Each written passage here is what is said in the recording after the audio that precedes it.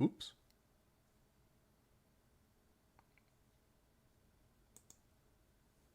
There we go. And let's see how it looks on the output. Okay.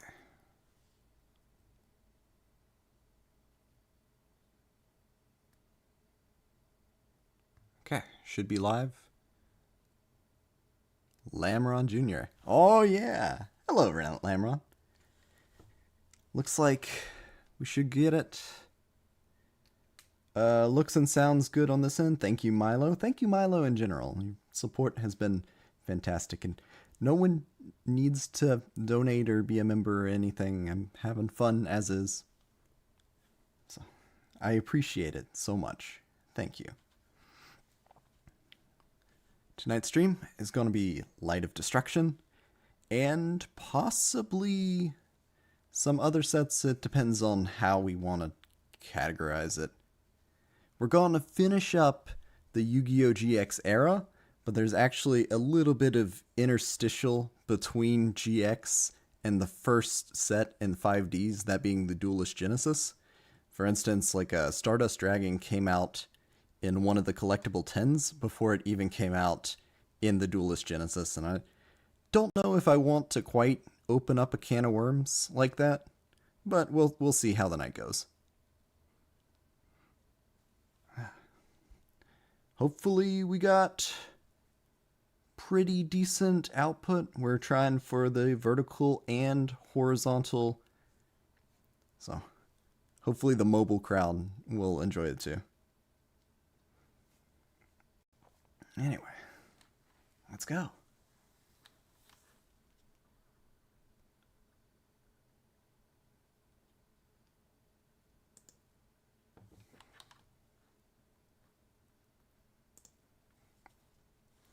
First card up is Guardian of Order. Light attribute, level 8, warrior, effect. If you control 2 or more light monsters, you can special summon this card from your hand. You can only control 1 Guardian of Order. 2500 attack, 1200 defense. I think we're starting off pretty well. Like we started off with Dark Grepher, and now we get Guardian of Order. These secret rares are not bad. At least what I think. So one, this is a combo extender. It's easy to special summon from your hand. You can bounce it back to hand with cards like Birdman, with Gen X Birdman if you want to, and then you can special summon it right back. It just requires you to control 2 or more light monsters. It doesn't say exactly 2. It doesn't care what other monsters you already have. So this card's really easy to get out in a lot of decks.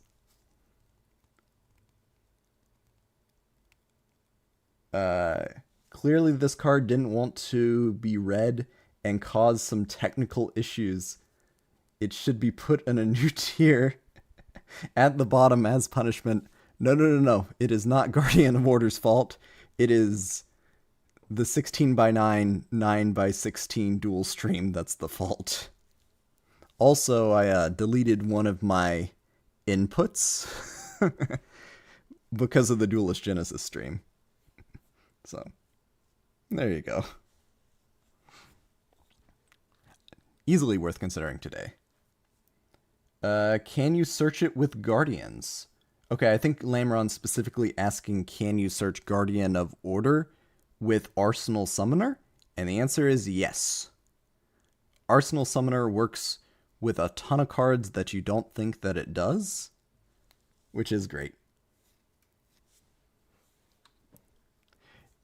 I think the only things that Arsenal Summoner doesn't work with are those that are specifically written in its card text, and its card text varies from region to region. I know in the English language TCG, the Reliable Guardian, the quick play spell, for instance, can't search it with Arsenal Summoner.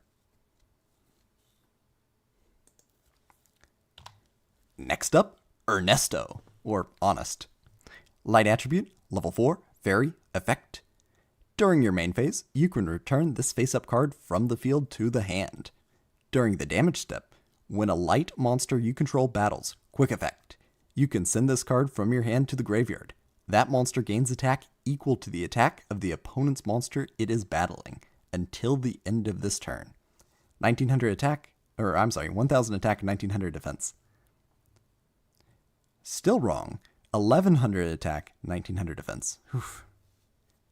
Does anyone play Honest for that stat line? Sorta. There are some silly things that you can do. The first effect actually is relevant in a few circumstances. For one thing, Athena is featured later in this video, and with Ultimate Offering and Honest, you can just keep bouncing it and summoning it and then triggering Athena over and over again. But one thing that was actually played at the time is summon Honest in main phase 1, attack in for a little bit of damage, and then bounce it back to your hand in main phase 2. This was an actual application of the card. I wouldn't say that's the primary application. I'd say that's your big bad battle trap, your big bad battle hand trap. There are some others that come later, like Dark Honest and Kalut, the Moon Shadow, but I don't know if any of them are even at the level of Honest. Fantastic card. Worth considering today? Possibly. At the end of the day, it is just helping you win one battle. And it does push damage, though. Hey, what happened with the last set review live stream from Malachite? Technical difficulties. Basically, I set the screen capture wrong, and then I couldn't fix it. And it just... Three Stooges, except I'm all Three Stooges. So, yeah. Lyrical Star, giving players PTSD when hearing the words damage step since 2008.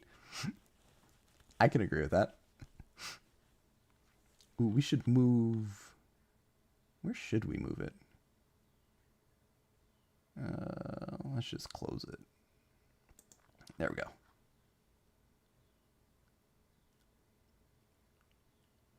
Click that. Okay. By the way, awesome card to see First Law, Honest the Goat. Honest is pretty good. Anything that can special summon it from deck can effectively search a hand trap. It's insane how strong this card was. Best hand trap at the time. Well, you do have some of the Heralds out at the time. You got DD Crow. Sometimes we all be all Three Stooges. Yeah, I can't read. Sometimes we do be all Three Stooges from Malachite. Yeah.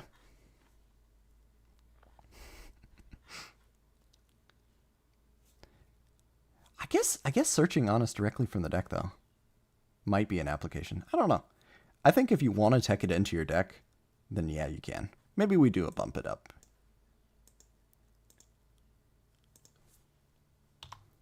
Next up, Cross Border. Dark Attribute, level 2, Warrior, effect. You can send one monster you control to the graveyard and special summon one Neospatian monster from your hand. When this card is sent to the graveyard, you can add one Neospatian monster from your deck to the hand. 400 attack, 400 defense. It is a win effect, so it can miss the timing, but it does trigger no matter how it hits the graveyard. It's not when this card is sent from the field to the graveyard, so you could possibly discard it with something like Dark World Dealings, which discards at the end of the card effect, and then get the effect off of Cross Border.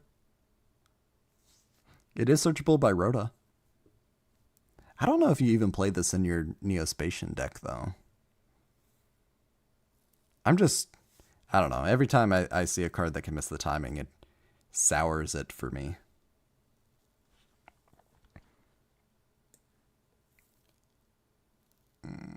Speaking of 5Ds, this guy's artwork always made me think that he'd be a Yusei card instead of Neospatian support. I can see that.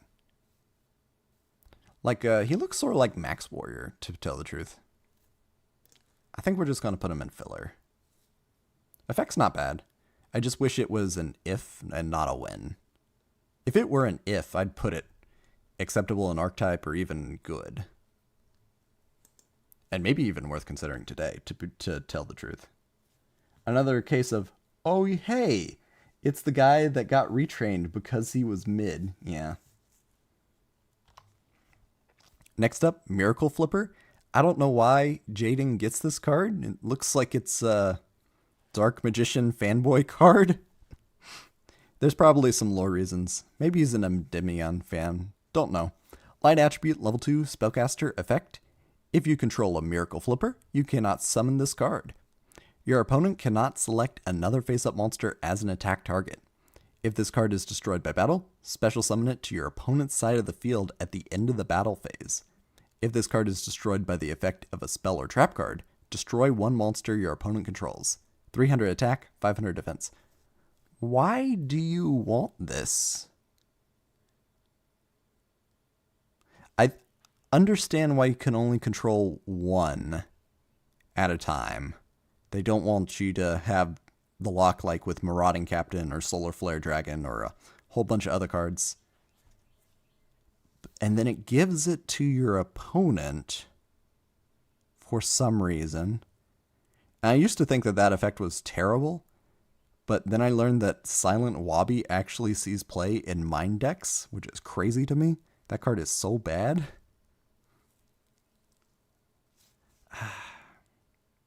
You do get a rebate if you pop it, if it gets popped with the spell or trap card, and I guess you can get it with Apprentice Magician. I just don't understand why this card exists. The most convoluted way to turn off Sky Striker spells. I only know this kid because a character in some of the 5D's games looked a lot like him. What a goober. I can agree with that. Goober's a good word for him. Next up, more Destiny Heroes. Destiny Hero Dread Servant. Dark Attribute, level 3, Warrior, effect. If this card is normal summoned, place 1 clock counter on each clock tower prison. So I guess it helps your opponent's clock tower prison. When this card is destroyed by battle and sent to the graveyard, you can target one spell/trap you control, destroy that target. 400 attack, 700 defense. Why wasn't this card released like ages ago? When we got Clock Tower Prison? It only interacts with that one card, and arguably it has a downside. When it gets destroyed by battle, this card's terrible. Bad Destiny hero.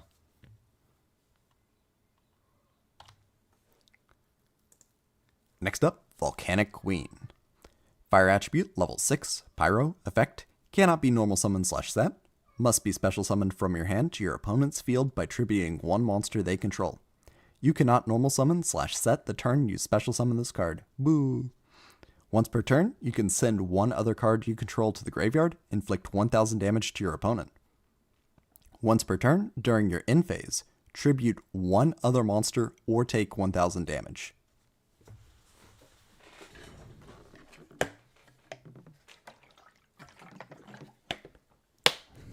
Those effects are a little bit weird. So, if you don't know, this is sort of like Lava Golem, except it's better and worse at the same time. So Lava Golem burns you every turn. That's the downside. But the upside is you get a big monster that can attack, 3000 attack points. This only tributes one monster, which is, half of one, 6 of the other. There are situations where you want to take out one monster, and there are situations where you want to take out 2, and there's situations where you want to take out 3 with the Winged Dragon of Ra spear form, and even more with Nibiru. But getting off topic. This card is the original Kaiju? I guess Lava Golem sort of claims that, but it's very interesting to me. This card has obviously been meta. It is mostly side deck tech, and it is get out of defend the castle situations. It is get over one particularly difficult thing that your opponent has. Like things that can't be destroyed by battle or by card effects, things that can't be targeted, things like that. The effects, though, are really interesting.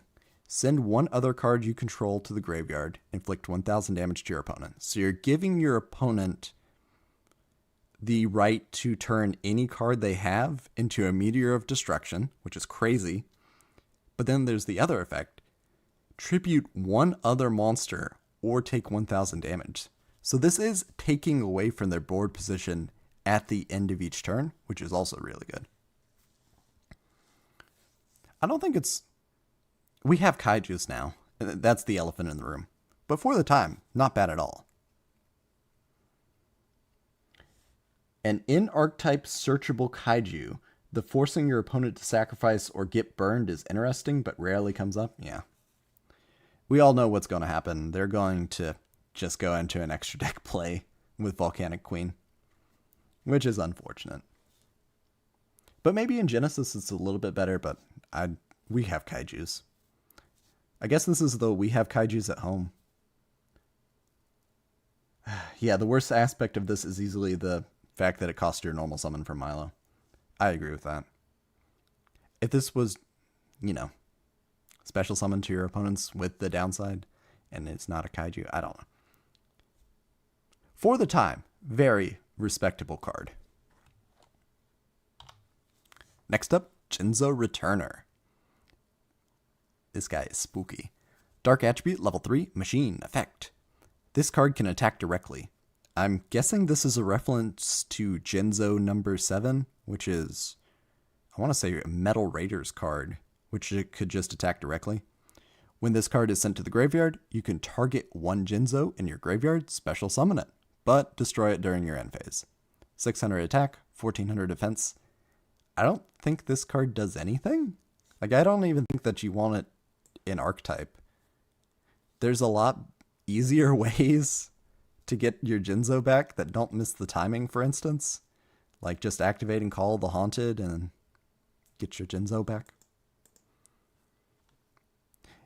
Maybe if it returned Jinzo on summon, it'd be better. But I think right now, I guess that it's when this card is sent to the graveyard from anywhere, that is significantly better. You could Dark World dealing with it, I guess. I don't know. What else has Jinzo got this set? How about Jinzo Lord? Dark Attribute, level 8, Machine, effect. Cannot be normal summoned or set. Must be special summoned from your hand by sending one face-up Jinzo you control to the graveyard. Trap cards and their effects on the field cannot be activated. Negate all trap effects on the field. Once per turn, you can destroy as many face-up traps on the field as possible, and if you do, inflict 300 damage to your opponent for each card destroyed. 2600 attack, 1600 defense. I'm not saying that this isn't an upgrade from Jinzo. It gives you a little bit of back row removal, I guess, and a little bit of chip damage. But I don't think it's worth it. I don't think this card is worth running. It's pretty bricky. I don't think you even play this in your Jinzo deck. I'm trying to think if there's a card that requires Jinzo as fusion material. Maybe you could get this card out with Prisma. I don't know. Yugi. Kind of wish Jinzo Lord can let you use traps since it is an upgrade. Ooh. Like, what if Jinzo Lord had the amplifier built in? The only problem I have with that is, well, maybe amplifier is just the problem. And maybe if Jinzo was one-sided, your opponent cannot use traps on the field, that would be significantly better. That was a good suggestion, Yugi. Maybe in a retrain. Call it like a Jinzo Noble, Jinzo King, Jinzo Evolution. I don't know. Moving on, we have Arcana Force 0, the Fool. Light Attribute, level 1, Fairy, effect. This card cannot be destroyed by battle. This card cannot be changed to defense position except with card effect. So it's like opposite problem of Goblin Attack Force.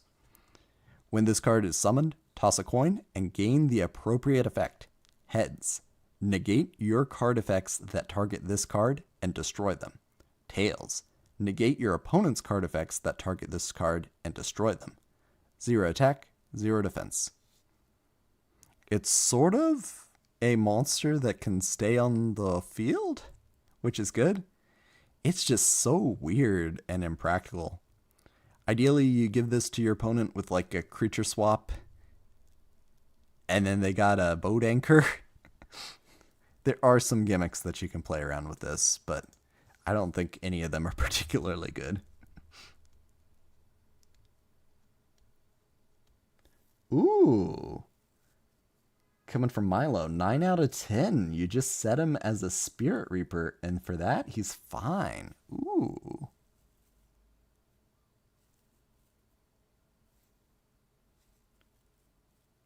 Interesting. And then you just completely avoid the downside of having the entire coin flip mechanic. Okay, we'll put him here. Of course, we do have Marshmallow. So I guess this is, you know, your Marshmallow copies 4, 5, 6. That is a very good point, though. Maybe the anime has deceived us. Next up, my favorite looking Arcana Force monster. It's Arcana Force 1, the Magician. Light attribute, level 4. Fairy, effect. When this card is summoned, toss a coin. Heads, when a spell card is activated, this card's attack become double its original attack until the end phase of that turn. Tails, when a spell card is activated, your opponent gains 500 life points. 1,100 attack, 1,100 defense.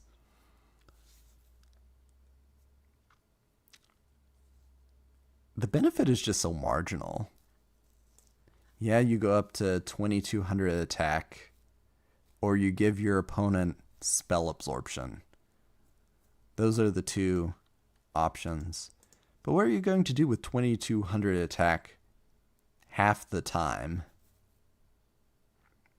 I think this card is just more liable to backfire. Not particularly good.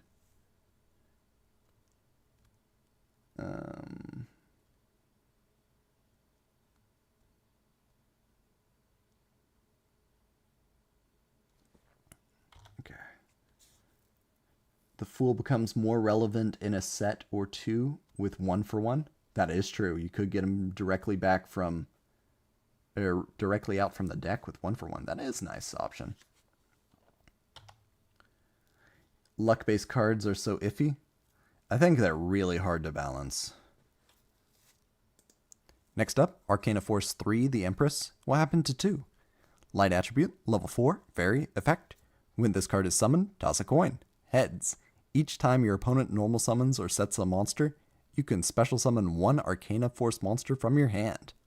Tails. Each time your opponent normal summons or sets a monster, send one card from your hand to the graveyard.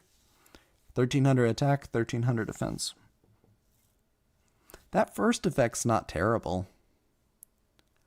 I mean, you can get some pretty big Arcana Force monsters out. I believe you can special summon the Moon, for instance, and the World. You can special summon those directly. You can't get out the EX Dark Ruler, though. But you could get out the Moon and the World.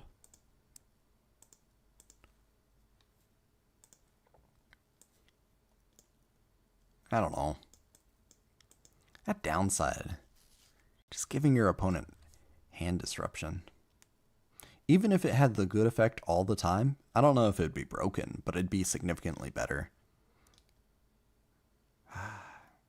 Where do we put a card that's good half the time and terrible the other half of the time? I guess we put them here. Fun fact, there are unused Sartorius voice lines in Duel Links that mention the Arcana that haven't gotten cards yet. Ooh. Most of the Arcana Force falls into the Gemini test of this card always had the good effect with no extra hoops. Would I run it? For most of them, the answer is no. I agree with that. Some of the good effects are pretty decent, though. Sounds like a gimmick to me. Yeah, there are some support cards for the Arcana Force that help you with the gimmick. There are a few cards that either help you flip the coin multiple times or just let you pick which option you want. So I guess they get better in Archetype, but there's a marginal benefit. Next up, we have Arcana Force 4, the Emperor. Light attribute, level 4, fairy, effect. When this card is summoned, toss a coin. Heads. All Arcana Force monsters you control gain 500 attack. That's not a lot. Tails. All Arcana Force monsters you control lose 500 attack. At least that's not a lot. 1400 attack, 1400 defense. I think this card's just bad. If this card started with 1900 attack, like pretty decent stats, and then it could go up to 2400 or go down to 1400, I think it'd be a different story.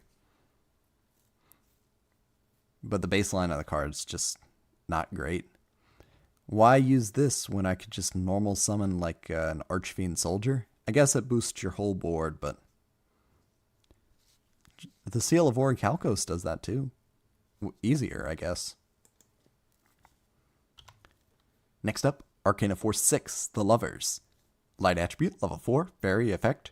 When this card is summoned, toss a coin. Heads. This card is treated as 2 tributes for the tribute summon of an Arcana Force monster. Tails. You cannot tribute summon Arcana Force monsters. 1600 attack, 1600 defense. At least the downside is not bad. Oh no, I can't tribute summon my Arcana Force monsters. What would I do? But the upside of this card, why aren't you just running Kaiser Seahorse, which just works on all your light monsters? And Kaiser Seahorse has more attack points, and does it 100% of the time. I don't understand.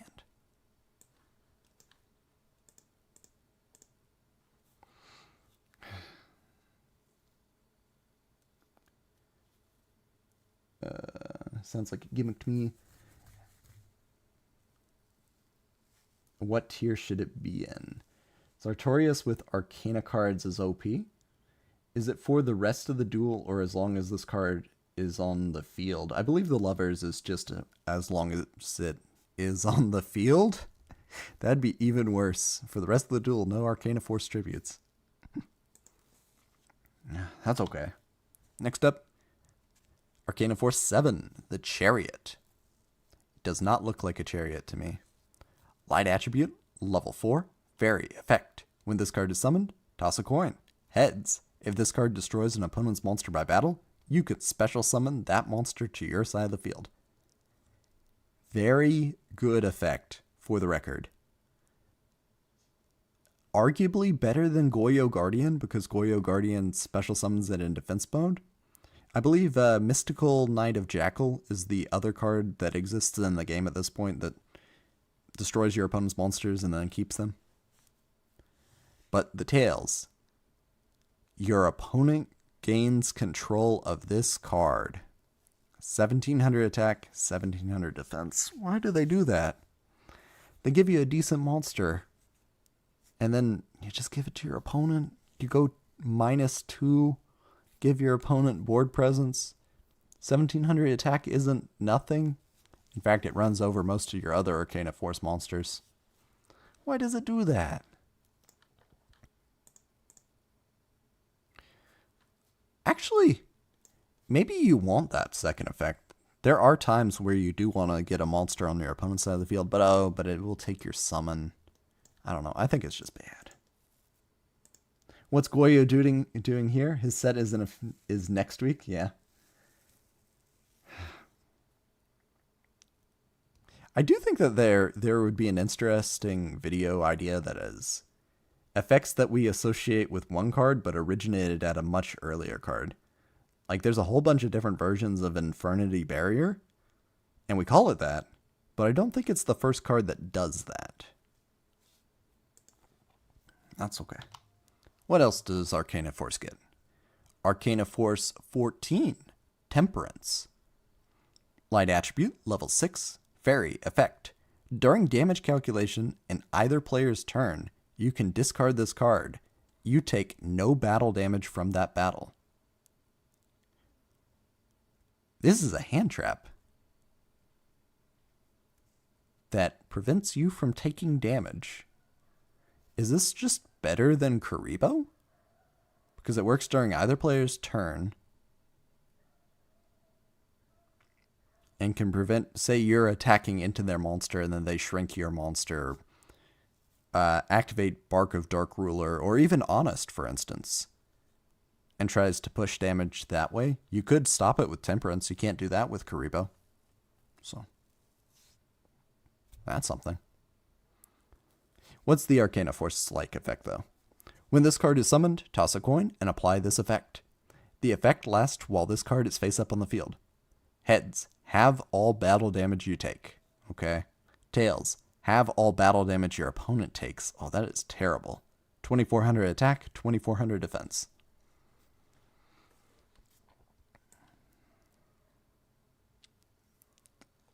I don't know, man. So far, we haven't gotten a single card in Arcana Force that I'd say is acceptable in Archetype. I think we're putting it in filler. Karibo actually saw some meta success, which is interesting. Shout out for being Temperance, for being the 6th best flip a coin card in Duel Links that you had to run. Still just a Karibo, but that makes it a top 3 most playable Arcana Force monster. It's not terrible, says Yugi. Yeah. And to be fair, getting a monster with 2400 attack into the graveyard, bring it back with, Call the Haunted, that's not terrible. Most hand traps are not, very good stat-wise, and this is decent. And I guess you could special summon it directly from hand if you wanted to with Hall of Valhalla, if you wanted to. So, not that bad. Next up, Arcana Force 8 to 18 even. The Moon. Light attribute, level 7. Fairy effect, when this card is summoned, toss a coin, heads. During your standby phase, you can special summon 1 Moon token. Fairy type, light, level 1, attack 0, defense 0. And you can just do whatever you want with it. A lot of tokens say cannot be tributed for a tribute summon, but this one you can do whatever you want. Tails. During each of your end phases, select 1 monster you control and give control of it to your opponent. No. 2800 attack, 2800 defense. I also want to point out that the artwork has like a man in the moon and it is super creepy. To me, this looks like an alien card, and I guess it is the moon, so fitting. But just the idea of giving this to your opponent, giving your opponent a 2800 attack monster that's not a kaiju is crazy. And the upside is you get a token. I guess you can do stuff with the token. I honestly think Insect Queen might be a better token generator than this. The moon is so dumb, but so fun. Who's having fun with this? I don't get why the Arcana Force don't have 2 decent effects and you flip to determine what effect it is. Like if Chariot either did a Goyo or if it killed something, put it in hand. Interesting. Personally, I'd make Chariot either a Goyo Guardian or a Bull Blader, where if it makes, damage, if it attacks or is attacked by another monster, just send them both to the graveyard. I think that'd be a pretty good balance point. Maybe too strong, though. Me, and it's only me, I think it's fun because it's baffling to see. It is a weird looking card.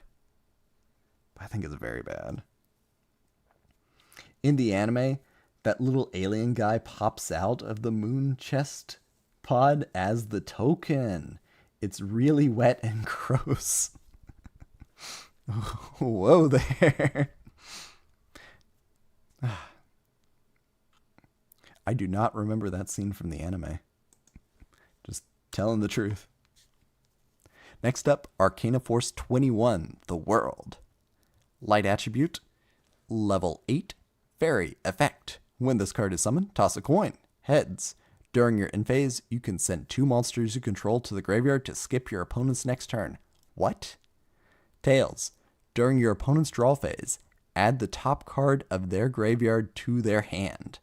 3100 attack, 3100 defense. Arguably the downside's the best so far, because if you go first, you summon the world, I guess they could have a hand trap, but they're not likely to have anything else in their graveyard during their draw phase. So you could just get this guy out with Valhalla, win the coin flip, special summon 2 monsters. Can't be tokens, but, just get 2 monsters out of your hand, skip your opponent's turn. Easy design mistake? I can agree with that. I think the idea of just skipping your opponent's turn is bad. The world, though, etc., etc. Turn skips should not exist. Well, not this easily accessible. I think that's the big problem. If this card had to be tribute summoned, it'd be a little bit better. I don't think that it'd be a good idea, but it would make more sense at least. Just the fact that you could special summon it from hand bugs me. I think what's even worse is that this isn't a hard once per turn. So if you get the world out, you fail the coin flip, you can get the world out a second time, special summon another copy, or get this card sent to the graveyard and then bring it back. Options like that. I guess you could bounce it with Gen X Ally Birdman and special summon it again. Anyway, you can get multiple shots at that turn skip, theoretically, and I think that's even worse. I think we keep it in design mistake. The new Arcana Force stuff makes the world FTK pretty consistent. It's one of the decks in last year's World Championships for Master Duel. That sucks. A guy using the World Turbo kicked my butt in 2016 Regional, which was a die. That's sad. We can keep it in design mistake.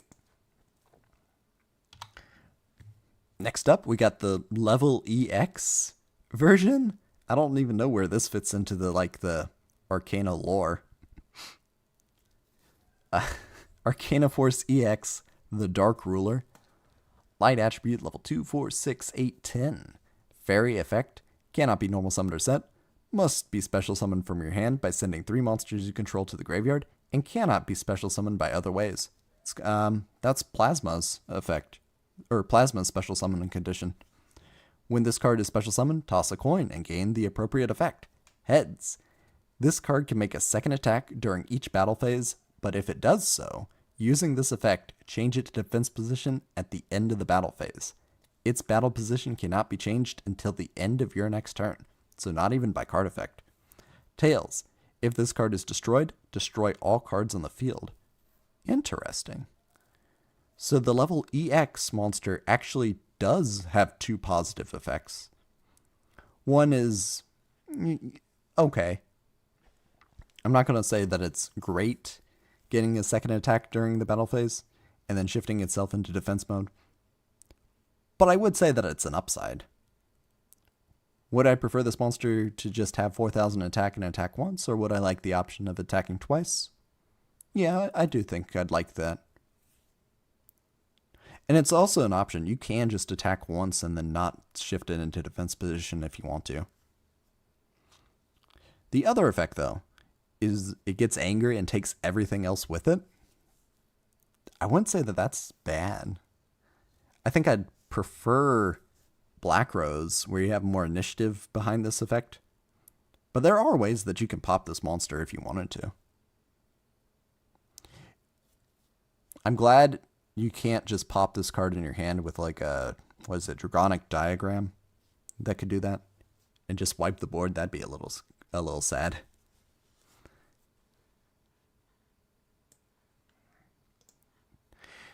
What's even crazier is it doesn't require an Arcana monster as one of the 3. So this card is completely generic if you wanted it to be. Oh no, Lamron was super embarrassed that he lost to Zeweldo.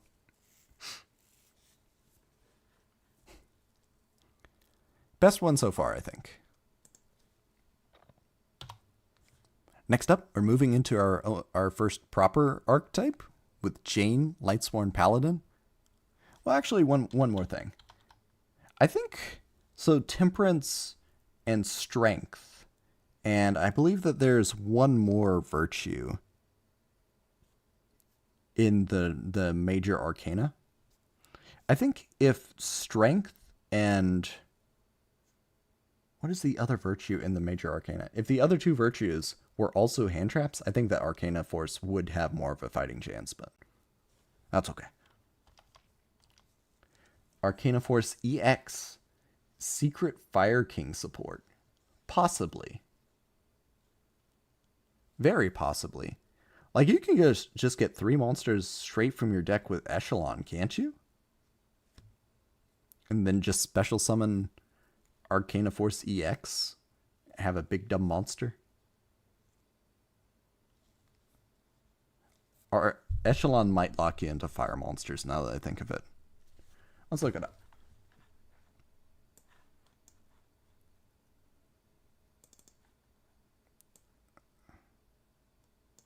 How do you even spell Echelon?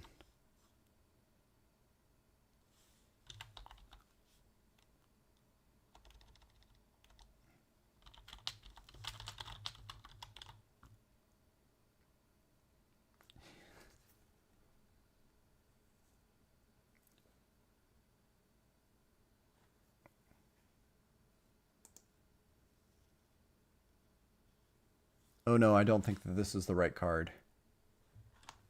What am I thinking of the spell card that does it?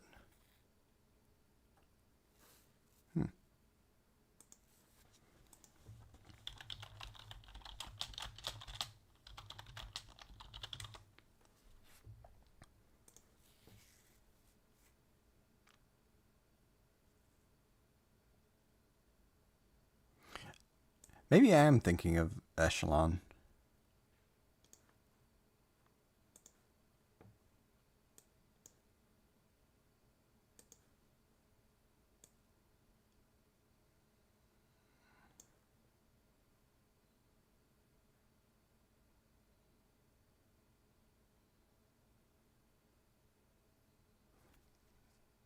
I don't know, man.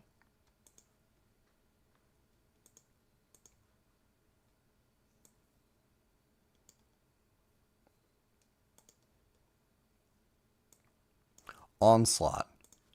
Onslaught is the card I'm thinking of.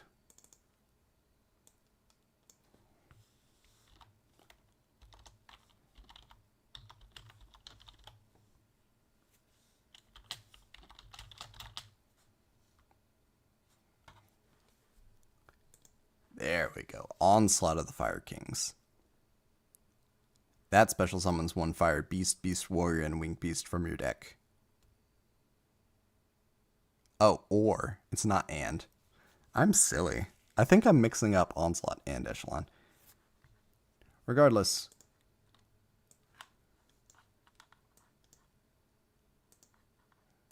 I think we're not playing the Dark Ruler right now. Let's get on to Lightsworns.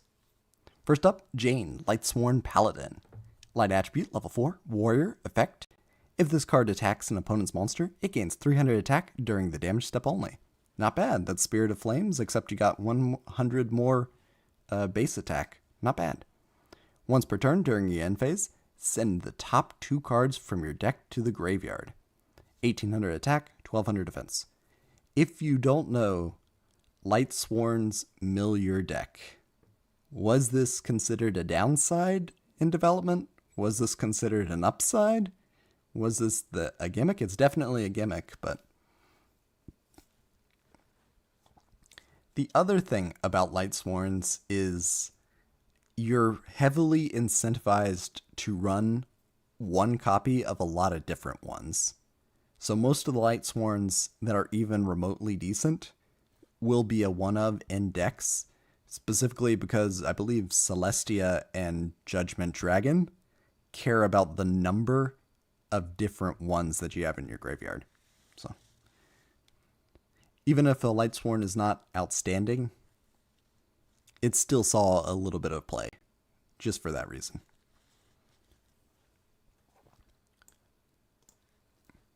I don't know. I think these cards are too slow. Some of the future Lightsworns might be worth considering today, though. Next up, Lila, Lightsworn Sorceress. Light attribute, level 4, spellcaster, effect. You can target 1 spell/trap your opponent controls. This card's battle position cannot be changed until the end of your next turn. Also, change this card you control from face-up attack position to face-up defense position. And if you do, destroy that target. Once per turn, during your end phase, send the top 3 cards from your deck to the graveyard. 1700 attack, 200 defense. It's sort of like the 2 6 samurai monsters that can do this. Swap your battle position. I do want to point out you could do this during main phase too, like get in for some damage with Lila and then shift her to defense position. Honestly, one of the better Lightsworns, in my opinion. Getting up to 2100 was good back in the day since it let Jane get over 2k walls. Yeah. Also, it ties with Cyber Dragon, and Cyber Dragon's really a big threat. 2100's not bad. But yeah, Lila, free spell and trap removal. Next up, Garoth, Lightsworn Warrior. Line attribute, level 4, Warrior, effect. Each time a card is sent from your deck to the graveyard by the effect of a Lightsworn monster you control, except Garoth, Lightsworn Warrior, send the top 2 cards of your deck to the graveyard, then draw 1 card for each Lightsworn monster sent to the graveyard by this effect. 1850 attack, 1300 defense. The Lightsworn stat lineup have been really good so far. But this is draw power. It is random, and usually it's going to be during the end phase of your turn, so it's not cards that you have instant access to. Of course, when you get more hand traps in the game, you will get instant access to them later. On the other hand, if you have more hand traps in your deck, then you're less likely to be milling your Lightsworns.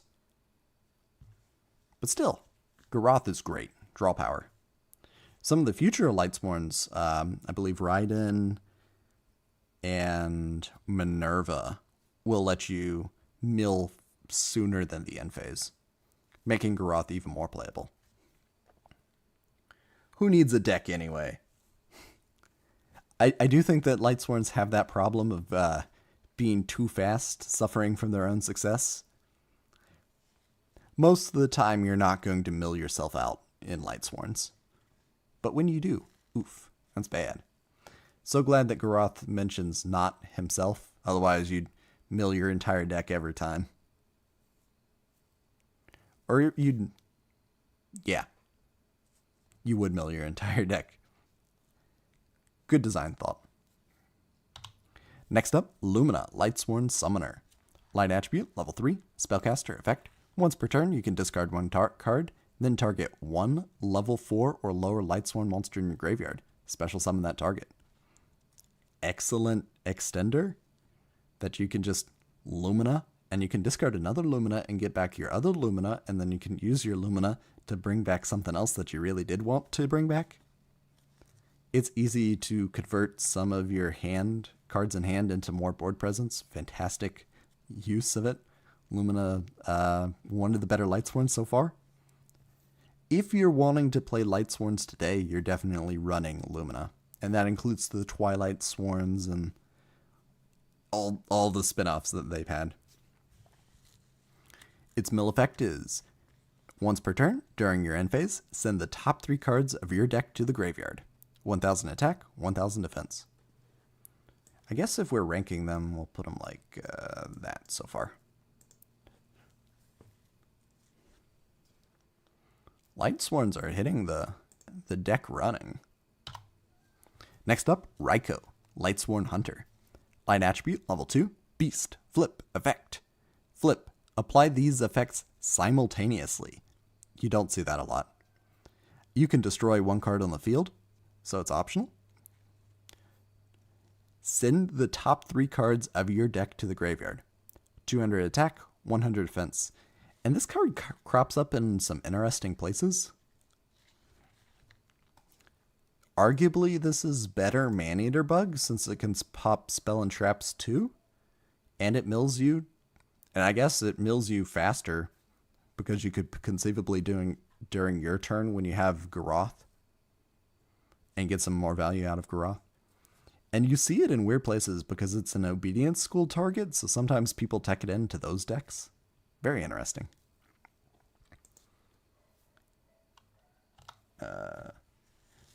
From Lyrical Star, one of the members of the same club as Necro Valley, where they kept changing how the card worked. I'm not going to say Raikou is a design mistake. I'm okay with the problem-solving card text, just for the record. Raikou was maybe the best flip monster for almost a decade. I'd say he's the best unlimited flip monster, but not the best in the game. When I think of flip monster, I think of like Fiber Jar and Morphing Jar, and all the ones that you couldn't play. Well, you could play one copy of Morphing Jar for a long time, but Cyber Jar, for instance. There are some really dirty flip effect monsters. But in terms of ones that actually saw play and were useful, I'd say that, yeah, Raikou's up there. Next up, Wolf, Lightsworn Beast. Light attribute, level 4, Beast Warrior, effect. Cannot be normal summoned or set, must be special summoned by a card effect. If this card is sent from your deck to the graveyard, special summon it. 2100 attack, 300 defense. There is some serious thought put behind Wolf, which is crazy. It has an inherent special summoning condition, which is great, and it mitigates the downside of your Lightsworn's milling. It gives you board presence, which is fantastic. But if you read it carefully, you can bring this card back out with Lumina, which is fantastic. They thought about it. It doesn't anti-synergize like it could have. If this card could only be special summoned when it is sent from the deck to the graveyard, it'd be significantly worse. But they thought about it. I love the attention to detail. Also, it's an if, not a when. Just fantastic. And here's the biggest brick in the deck. I can agree with that. It is a brick. A bigger Garnet than Garnet himself. Oof. But at least you can get it back from the graveyard. I guess with Garnet, you could bring it back with the Gemnite Emerald, for instance. I don't know. You hate to draw your wolves. Opening hand, 3 copies of Wolf, Lightsworn Beast, 3 copies of Destiny Hero Malicious. It happens every time. Also, 2100 attack. This guy's stronger than Gene Warped Warwolf. Fantastic.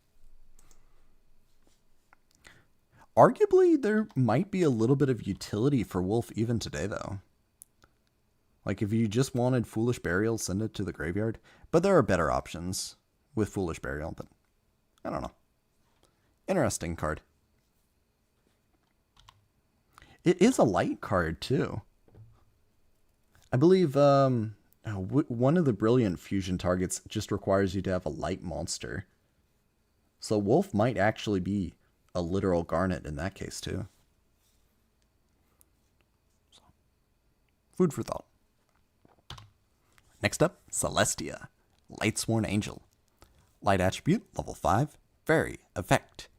When you tribute summon this card by tributing a Lightsworn monster, you can send the top 4 cards of your deck to the graveyard. Then, target up to 2 cards your opponent controls, destroy those targets. 2300 attack, 200 defense.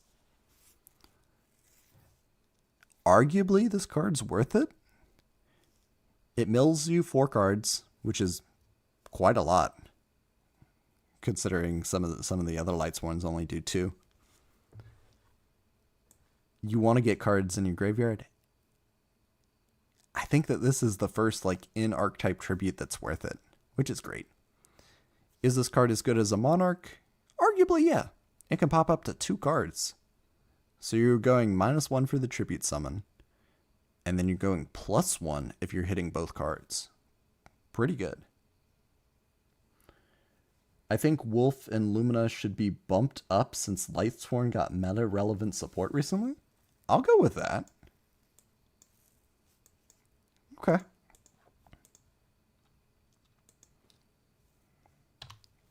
Next up, Gragonith, Lightsworn Dragon. Are you sure that's a dragon? It's like one of those medieval paintings of cats where...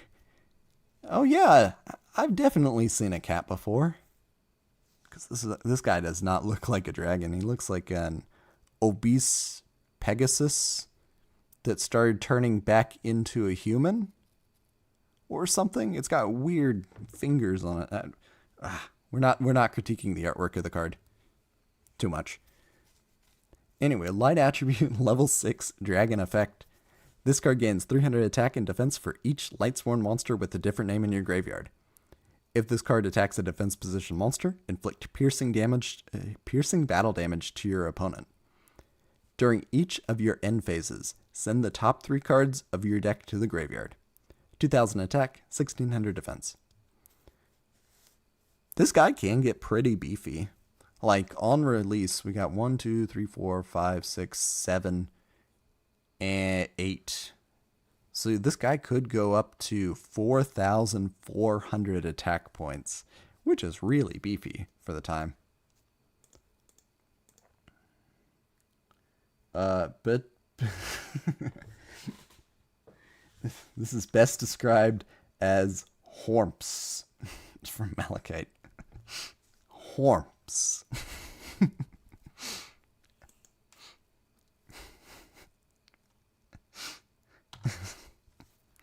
My loyal steed. Let's just get to JD. Judgment Dragon is a level 8 light attribute dragon effect monster. Cannot be normal summon or set. Must be special summoned from your hand by having 4 or more Lightsworn monsters with different names in your graveyard. You can pay 1,000 life points, destroy all other cards in the field. Once per turn, during your end phase, send the top 4 cards of your deck to the graveyard. 3,000 attack, 2,600 defense.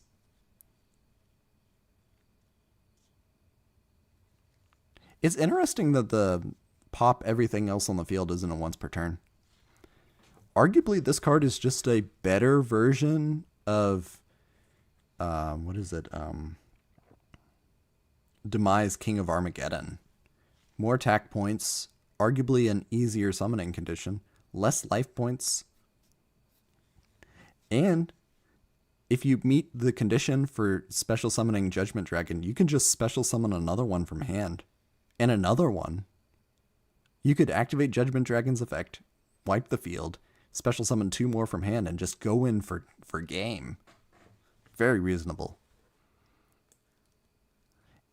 This is your big top end, your big win condition, and it's a fantastic one. Oh, JD, good to see you. I'm glad you get to see it live, Malachite. Hot take, JD is better than Dad.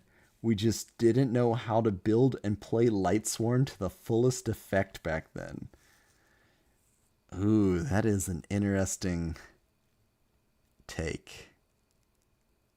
Is JD better than Dad?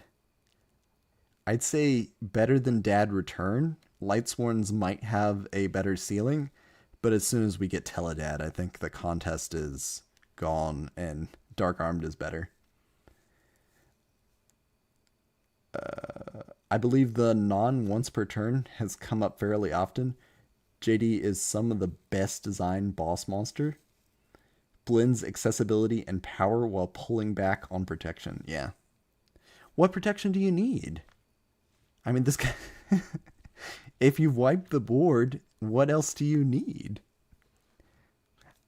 Obviously, we get hand traps later that can interact with it after you've wiped the board, but fantastic card. Worth considering today? Possibly. Do you run Punishment Dragon or do you run Judgment Dragon? Or do you run both? It's a trade-in target too. I'll put it here generously. Next up, we got Aftermath from our Phantom Darkness. We get a couple dark holdout cards. I don't know why these aren't in the previous set, or why there were a couple light monsters in the previous set either. Very weird. Our first of which is Dark Valkyria.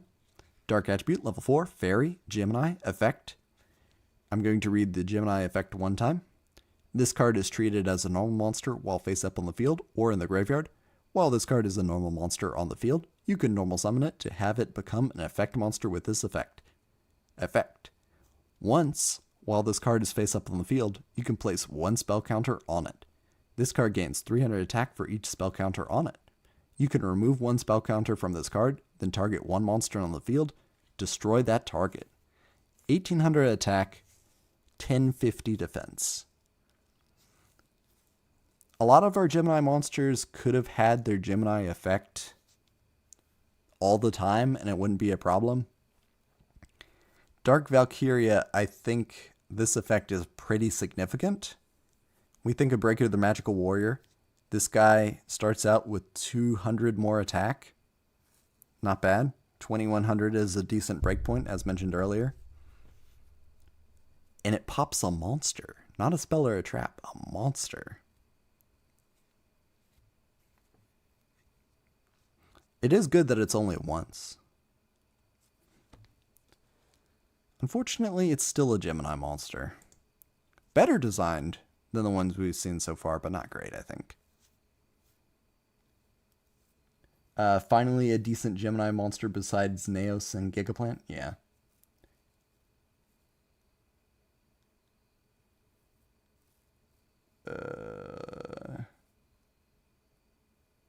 Ooh! So, Judgment Dragon and Punishment Dragon got a fusion that requires both and does D-play. Okay, I think JD would likely be considered today if Lightsworn was better. Wait, the fusion sees play? I thought Punishment Dragon was the modern pick. I'm glad JD sees play.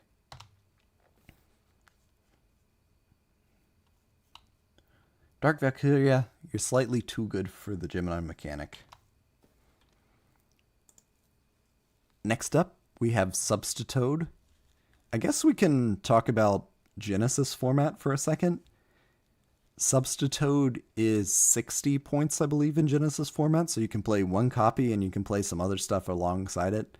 I believe there's Ronin Totem is too many points to try to play along Substitute, which is good. This card is ridiculous in the main game, though. It's Water Attribute, level 1, Aqua, effect. You contribute one monster, special summon one frog monster from your deck. Frog monsters cannot be destroyed by battle. 100 attack, 2000 defense. I don't think this card is going to come off the ban list, maybe ever, without a hard once per turn errata. It is way too easy to cycle through 20 frogs and then get out Ronin Totem and a tribute to burn card like Mass Driver and just FTK your opponent. That is the big problem with Substitute. And it's sad because it would have been so fun to play Frog Monarchs with Substitute, where you get to fill up your graveyard. You get as much tribute fodder as you want between Ronin Totem. I believe you contribute Ronin Totem. Let's check it.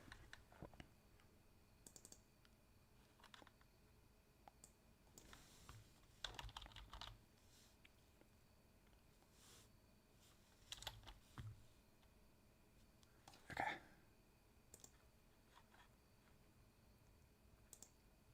Here we go. Ronin Totem on the screen.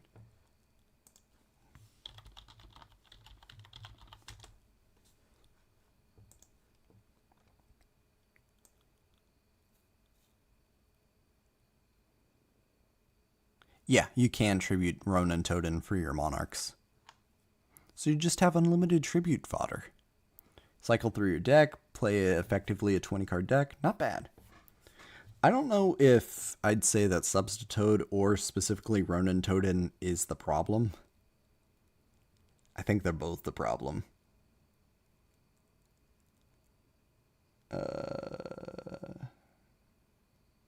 Oh, that's cool. Dark Valkyria is the starter deck for the World Championship 2009 video game and carries in the early game. That's nice. Can't summon Frog the Jam, so garbage for Substitute, yeah. It's weird looking back and realizing that the two Substitute that of the two, Substitute was arguably not as problematic as Ronin Totem.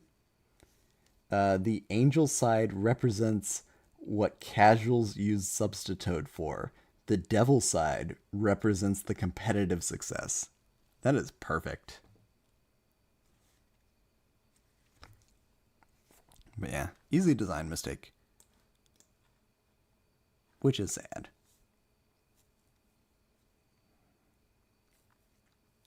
It has a legitimate application, or at least it did. Next to it, we have Unifrog. Water attribute, level 2, Aqua effect. This card can attack your opponent directly. When this card successfully attacks directly, if you control a frog monster other than Frog the Jam or Unifrog, you can destroy one spell or trap your opponent controls. 400 attack, 400 defense. When you read this, maybe it's just me, but the first thing I think about is like Watt monsters that get in for damage with their direct attacks and then have an extra effect like Watt Cobra and Watt Giraffe, I believe. Pretty interesting. I like the idea behind Unifrog. This is free spell and trap removal. It does get in for 400 on its own, but Wetlands is in the set, so possibly you could get in for 1600 damage. Not bad. Also, this is a card with the word frog in its name, and it was used for the Substitute FTK. That's its meta success.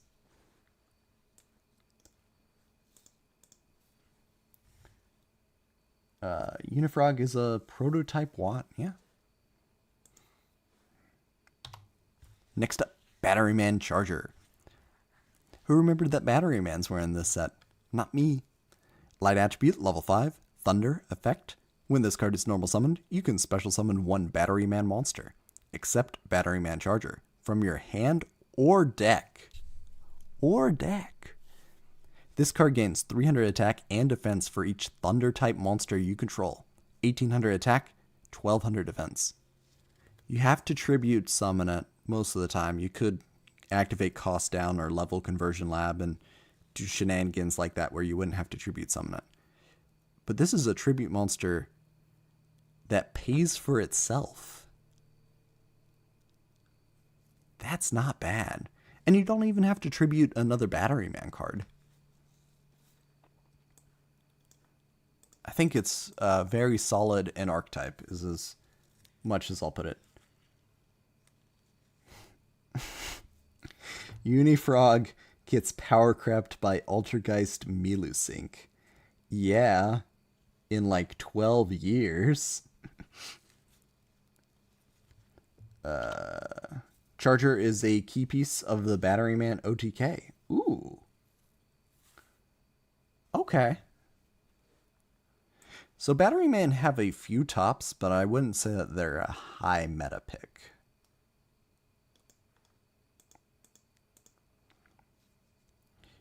In the future, I'm gonna really narrow down what meta at one point means, because a whole bunch of cards technically have a top, but I don't know if that should count. A Monarch that never loses advantage and can be summoned for free with various cards. Batterymen stay winning? I wouldn't say they stay winning. I think they're just now starting to be winning. They got some serious clunkers. They got C, they got the, what is it, Volt Dragon? They got some clunkers.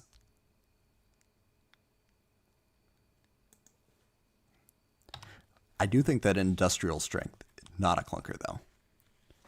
Light attribute, level 8, Thunder effect. This card cannot be normal summoned or set. This card cannot be special summoned except by removing from play 2 Batteryman monster from your graveyard. Once per turn, you can remove from play 1 Thunder type monster from your graveyard to destroy 1 monster and 1 spell or trap on the field. 2600 attack, 0 defense. Arguably, this is worse now, just because you might not hit the spell or trap.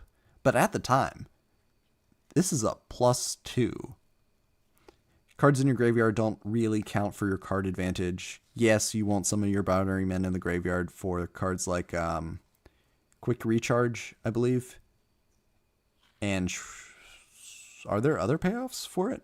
There might be some other payoffs.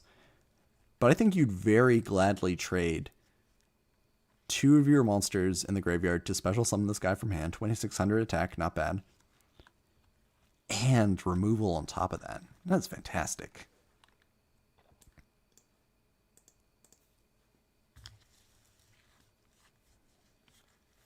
Batteryman Soldier, Envoy of the Voltage. Ah, yes. Battery Luster Soldier, Envoy of the Industry. Chaos Emperor Battery, Envoy of the Charge.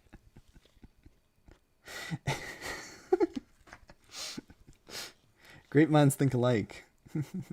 I'm glad everyone's on the same page. Man, fantastic card, though. Even worth considering in Modern Batteryman, if that exists. Next to it is Batteryman Microcell. Light attribute, level 1, Thunder, effect, flip. Special summon 1 level 4 or lower Batteryman monster from your deck, except Batteryman Microcell. After this card is flipped face up, when it is destroyed by battle and sent to the graveyard, draw 1 card. 100 attack, 100 defense. I believe that's a similar effect to Poison Draw Frog. Like they just recycled that part of the effect. Ideally, though, this card is sort of like Gravekeeper's Spy that draws you a card. And that's not bad. I think the game might be slightly too fast when you compare Batterymen to like Lightsworns, Dad Return, and even Gladiator Beasts. But if you can find time to set this card, it's not bad.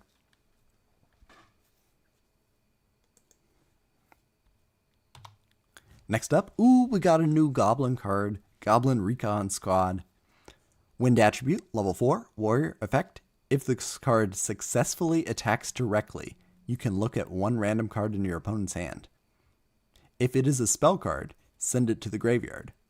If this card attacks, it is changed to defense position at the end of the battle phase. This card's battle position cannot be changed until the end of your next turn except with a card effect. 1700 attack, 0 defense. Do we like this better than the other Goblin cards? Our Elite Attack Force and I believe we have Black Ops? Goblin Black Ops? We might not have Goblin Black Ops yet. Rips a spell card out of your opponent's hand. Sometimes. It's pretty random. It only looks at 1 card in your opponent's hand. It's sort of like the Inexperienced Spy. If the Inexperienced Spy could, be useful. Only triggers when it attacks directly to. I think this card is just worse than Danza Lug. To be fair, warrior, similar attack. I guess it's a goblin. But you don't really want it in defense mode. Would I want my Danza Lug to switch to defense mode? Probably not. Oh, wow. Got a lot of comments from Chaos Envoy 223. Jinza Returner in bad is criminal? He got a whole deck with Future Fusion based around him? What? It's worth considering today because it's a goblin? I don't think so. Sounds like Sanrio character goes +1 as a flip Stratos. I love Microcell. Oh, I got it. Nah, if you saw the whole hand, it would be worth it considering, but it's random and the stats don't justify it. I agree. You can guarantee it gets through with biker support, but at that point, you're already winning. Yeah, it does have the problem that you can really make use in skill drain decks like the Attack Force, yeah. When do we get Black Ops?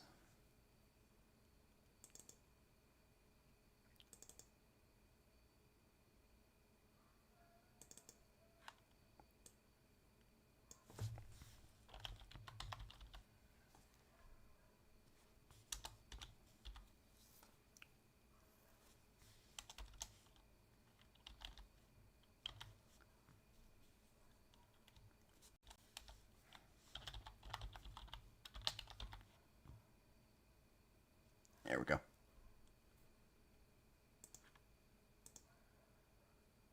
Here's Goblin Black Ops.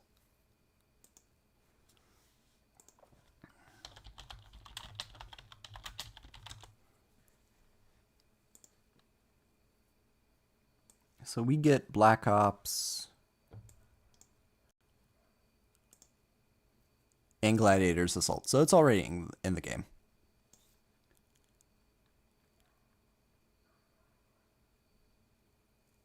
Oh, I'm not thinking of Black Ops. What am I thinking of? The one that draws you a card. I don't know. We'll come back to it.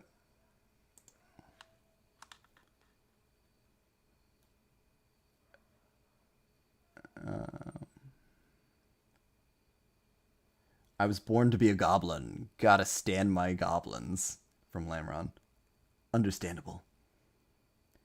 We got a real goblineer in chat. I respect the devotion.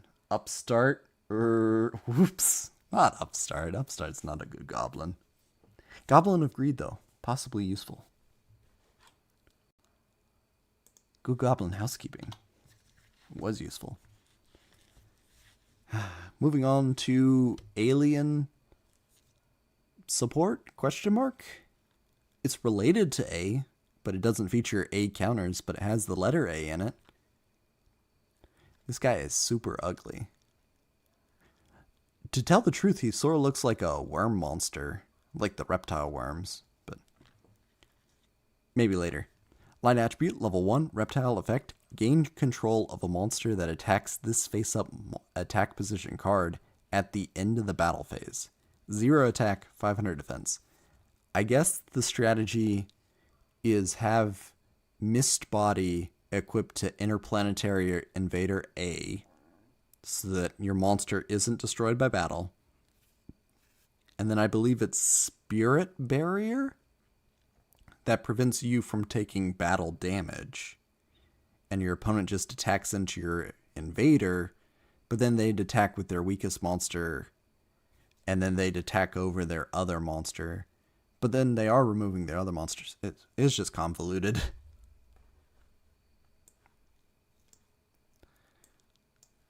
I don't think it's worth even theory crafting around.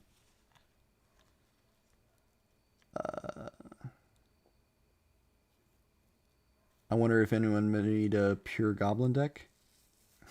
I have. It was very, very bass. Ah, yeah, the obligatory one piece of alien supports per set. I don't think it's an alien support card. It doesn't have the word alien in it. It doesn't use A counters. Your only archetype card was Goblin of Greed back then? I disagree. You had Goblin Attack Force.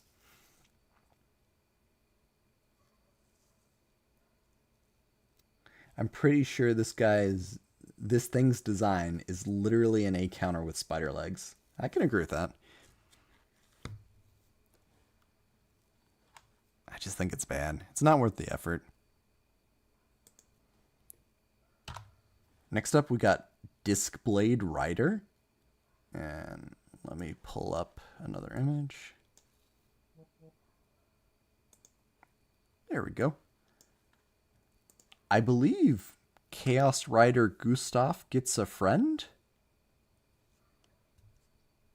But I don't know if there's any reference between the two.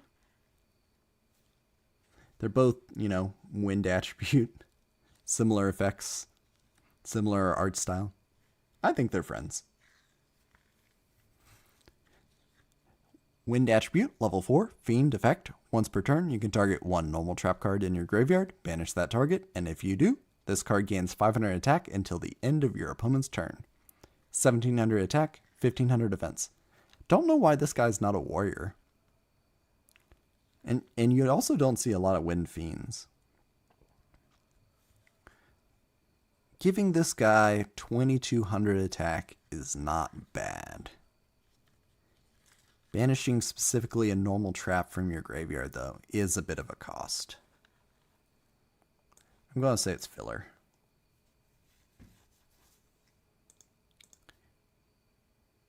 They're so cute together, yeah. I like how they're facing opposite directions, too. I'm pretty sure it's intentional. And maybe Dukuro Rider is part of their gang too.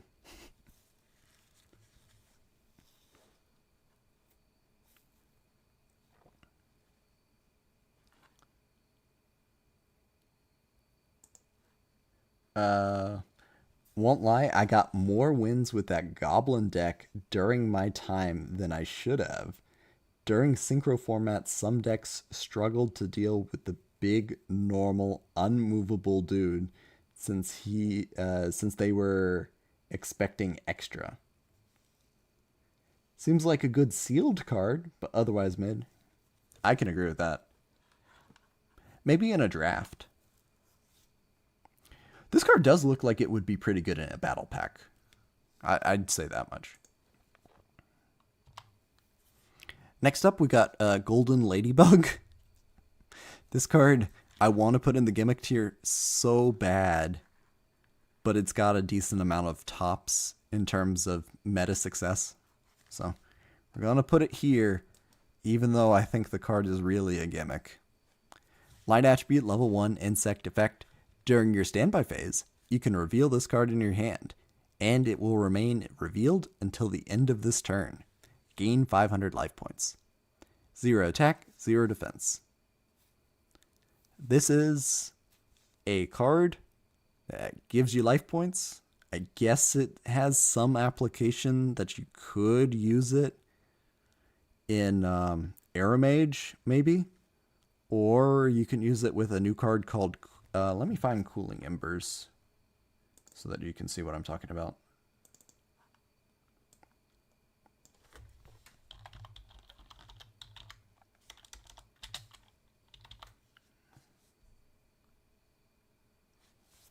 Let me spell correctly. There we go. Okay, there's this new card called Cooling Embers, which can special summon itself when you gain life points. Make it a little bit better.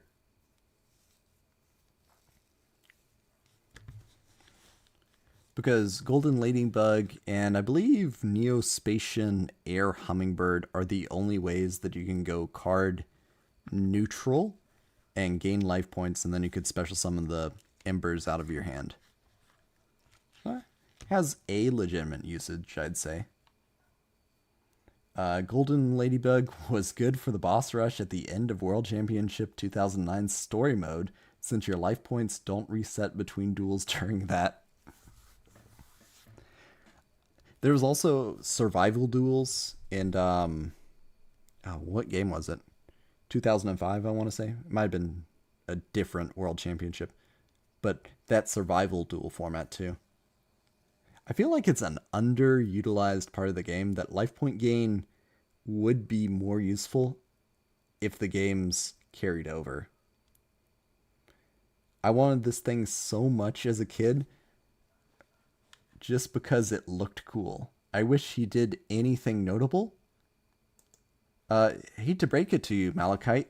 Golden Ladybug wins games. Specifically because end of match procedures, if you have more life points, you win. Is the long story short. But this card also saw play just to stall things out. I'm trying to think what decks it saw play. I want to say it was in Final Countdown decks.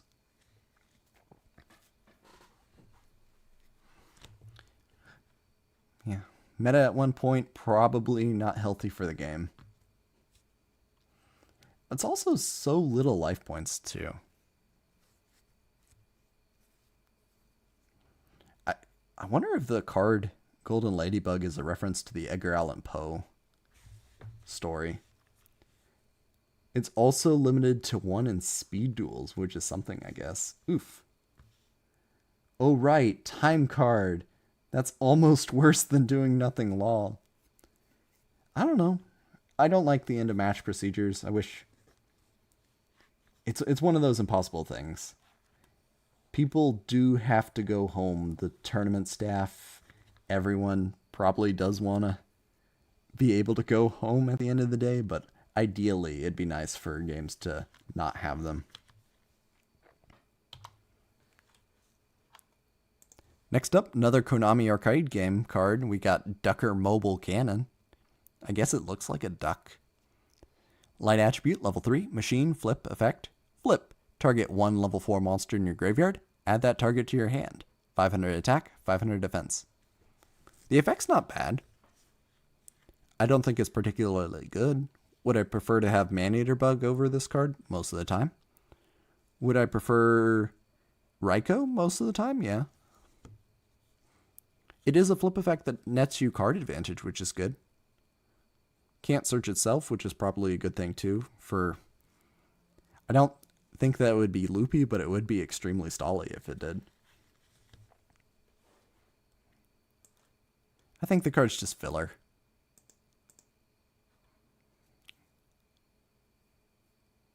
I don't think there's a good way to set it directly from the deck.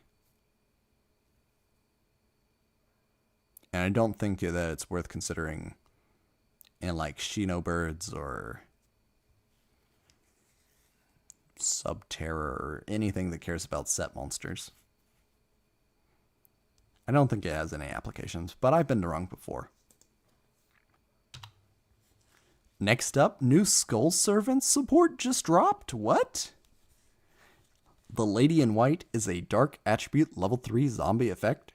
Face up level 3 or lower zombie type monsters on the field except the Lady in White cannot be destroyed by battle and are affected by spell/trap effects. This card's name becomes Skull Servant while it is in the graveyard. 0 attack, 2200 defense. This is a little bit crazy. Are unaffected by spell and trap effects is really significant when you're thinking about your big King of Skull Servants, where it's going to have like 6,000 attack, and now it's unaffected by your opponent's spell and trap card effects, or all spell and trap card effects, not just your opponent's, and it can just get in for the damage. Not afraid of Sakuretsu Armor, not afraid of Dimensional Prison. Don't care. I wonder if this card... No, it would be affected by Skill Drain. Don't worry about that. Yeah. Did someone say give another 3k to the king? But also, this just a great protection effect to have, especially for the time. Lady in White is great, yeah. Skull Servants are so fun, and Lady of White was so ahead of its time. What a woman. King of the Skull Servants is a lucky skeleton. Sometime we'll talk about the lore. I have no idea. Is she like the grandmother? Is she related? I think we put it here. Conceivably, though, you could play this in other zombie decks. But I can't think of a good zombie deck that focuses on low-level monsters. They always like Synchro, or they love the number 4, for instance. But you could get this back with Zombie Master, for instance, or Mizuki. Pretty good card. Next up, we have Samorg, Bird of Ancestry. Wind attribute, level 8, Winged Beast effect.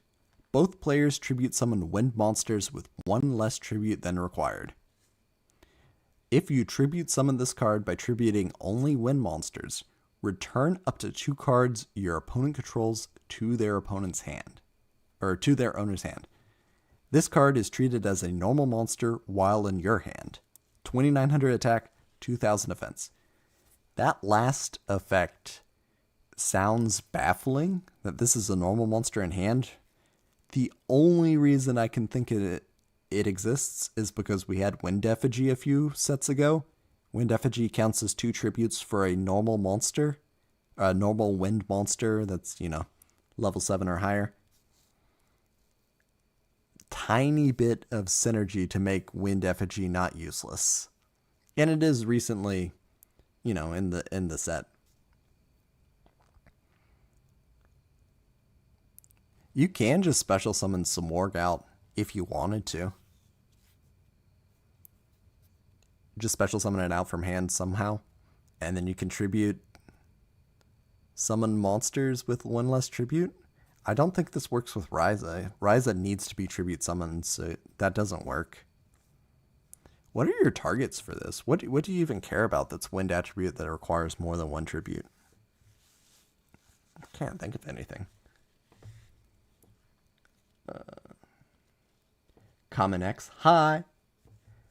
Wind effigy stocks going up? Why both players? I never got that from Lamron. Yeah, I don't know why it's symmetric either. The one and only card that makes wind effigy useful. Yeah. Do any normal support work with it? That's a good question. I can't think of any. Ancient Rules works with it. You could bring out Samorg Bird of Ancestry directly from hand with Ancient Rules. Also, he looks so weird. Why is his body so long? Why does he have a second pair of arms, like in the middle of it? What's wrong with his face? And he's got like arches behind him. He is very weird. Yeah, I've totally seen a bird. I can draw one. I think the cards... We'll be generous. We'll say it's filler. Where's the column winged beast that's decent you can get out with him, I guess? Oh, there's the column winged beast that's decent that you can get out with him, I guess. Yeah.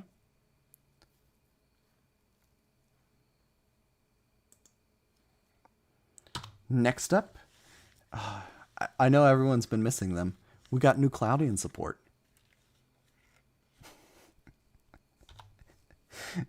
In a second. His wings are so unusually thick. Birds need slim frames to fly. I can agree with that. And hollow bones.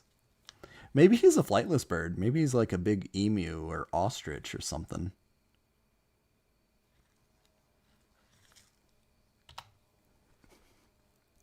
Back to Cloudians. Yeah, Scary Camel knows what's up. Cloudians. :D. We got Cloudian Storm Dragon. Water attribute, level 4. Fairy effect. This card cannot be normal summoned or set. This card can only be special summoned by removing from play one Cloudian monster from your graveyard. That's not that bad. This card cannot be destroyed by battle. If this card is in face-up defense position, destroy it. Once per turn, you can place one fog counter on one monster on the field. Finally, we get a decent way to start accumulating fog counters. This card is an inherent special summon. Would I prefer Storm Dragon over Aqua Spirit? Probably not. But we're going to be very nice and say that, like, this is the first Cloudian that's worth playing in your Cloudian deck.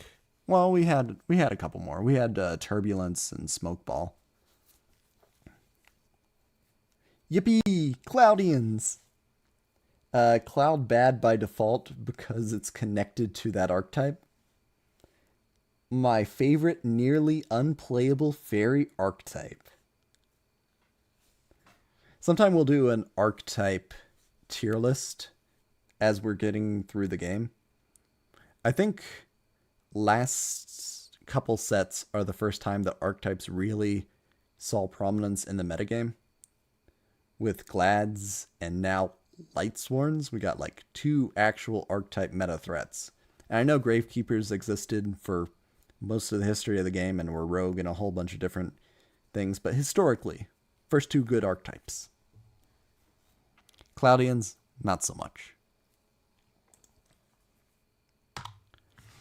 Here's a card that I didn't realize actually saw play. Phantom Dragon. Light attribute, level 8, dragon, effect. When your opponent special summons a monster, except during the damage step, you can special summon this card from your hand. 2 of your monster card zones cannot be used. 2300 attack, 2200 defense. I don't quite understand why Phantom Dragon saw play over... Let me just find Cyber Dinosaur. Because this card... Clicky, clicky. Here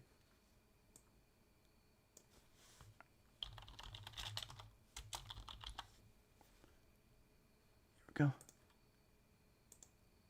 There's Cyber Dinosaur. This card's already in the game. It's got more attack points. Arguably, it's got an easier summoning condition, and it doesn't lock you out of your monster zones. I guess it's a level... Phantom Dragon's a level 8 trade-in. I honestly don't know why this card saw play. When we have Cyber Dragon, he's right there. Or Cyber Dinosaur, he's right there. Ooh, I don't know about that.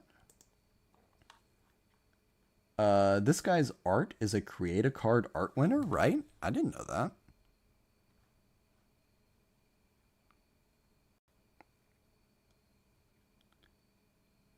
Maybe this card better aligns with Dragon Synergy? Maybe. But yeah. And it's not just one or two tops. It was in a lot of decks. This guy does sound at least a bit playable for fodder / damage. Maybe Phantom Dragon was easier to find. I don't know.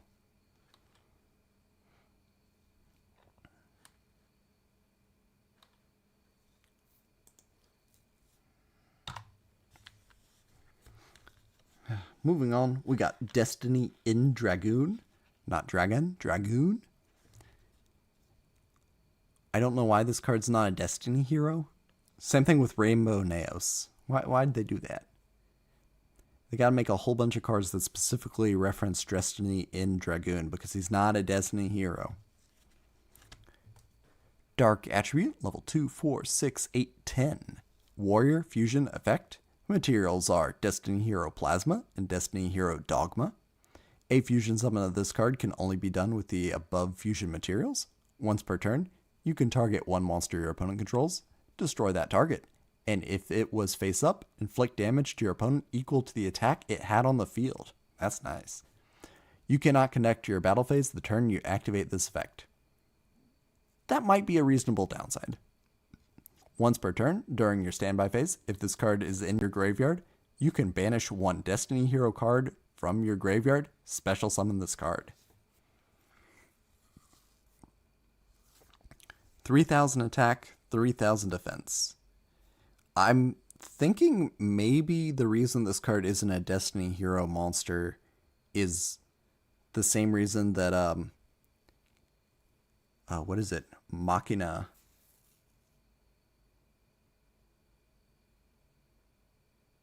Oh no. What is the name of the Machina monster that could unintentionally discard himself? What is the name of it? Machina Fortress. It might be a Machina Fortress problem if you could banish Destiny and Dragoon and special summon itself. But Colossal Fighter can get itself. No, don't worry about it. That could have been very easily fixed with the wording. I don't know why this card's not a Destiny hero. But it does come with pretty decent upside. And you're pretty likely to have two of your Destiny heroes in the graveyard. And there is support for it.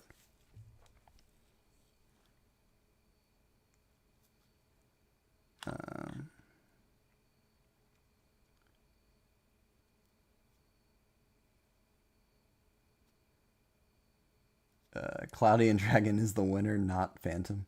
Huh. So this is the Dragoon everyone was so worried about. I don't think a D hero could go any harder than this. Destroyer Phoenix Enforcer takes the effects from Destiny in Dragoon and makes it better. Okay. I think it's pretty decent in Archetype. If he was called a hero, he might have been played once the hero link support showed up. Yeah, I think it's missed opportunity. He does go pretty hard though.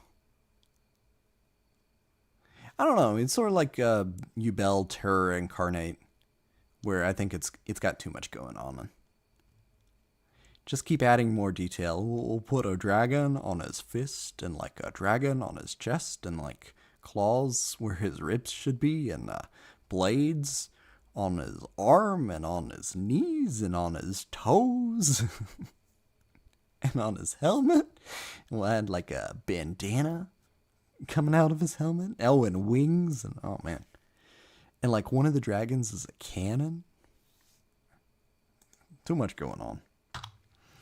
I do think that Ultimate Ancient Gear Golem has a lot going on, but it all makes sense. Just to be for the record. Earth Attribute, level 2, 4, 6, 8, 10. Machine, Fusion, Effect. Materials, Ancient Gear Golem, plus 2 Ancient Gear Monsters. And you can sort of see, like, Golem's obviously in the middle, and then maybe Beast is there? I don't know. Maybe it's not Beast. And then whatever is the arm. Must be Fusion summoned. If this card attacks a defense position monster, inflict piercing battle damage. If this card attacks, your opponent cannot activate spell/trap card effects until the end of the damage step. If this card is destroyed, you can target 1 Ancient Gear Golem in your graveyard, special summon it, ignoring its summoning conditions. 4,400 attack, 3,400 defense. This is a nice boss monster. Big investment. Obviously, it's Earth Attribute, not Dark. If you could just bring this out with Overload Fusion, it'd be crazy. Significantly better. But I think that this card's really good in Archetype. It's an all-in play, but it can pay for itself. You get a little bit of a rebate, too. I like it a lot. He's giving Spawn, but if you threw 3 Godzilla suits onto him, Ultimate Ancient Gear Golem kinda win more, but he's truly a cool win more card. He is a win more. I'll agree with that. Oh, Ancient Gear Golem is so sick and somewhat playable. Huge fan of his Mechanical Centaur. I think we put it here. It's all in. It's going -3.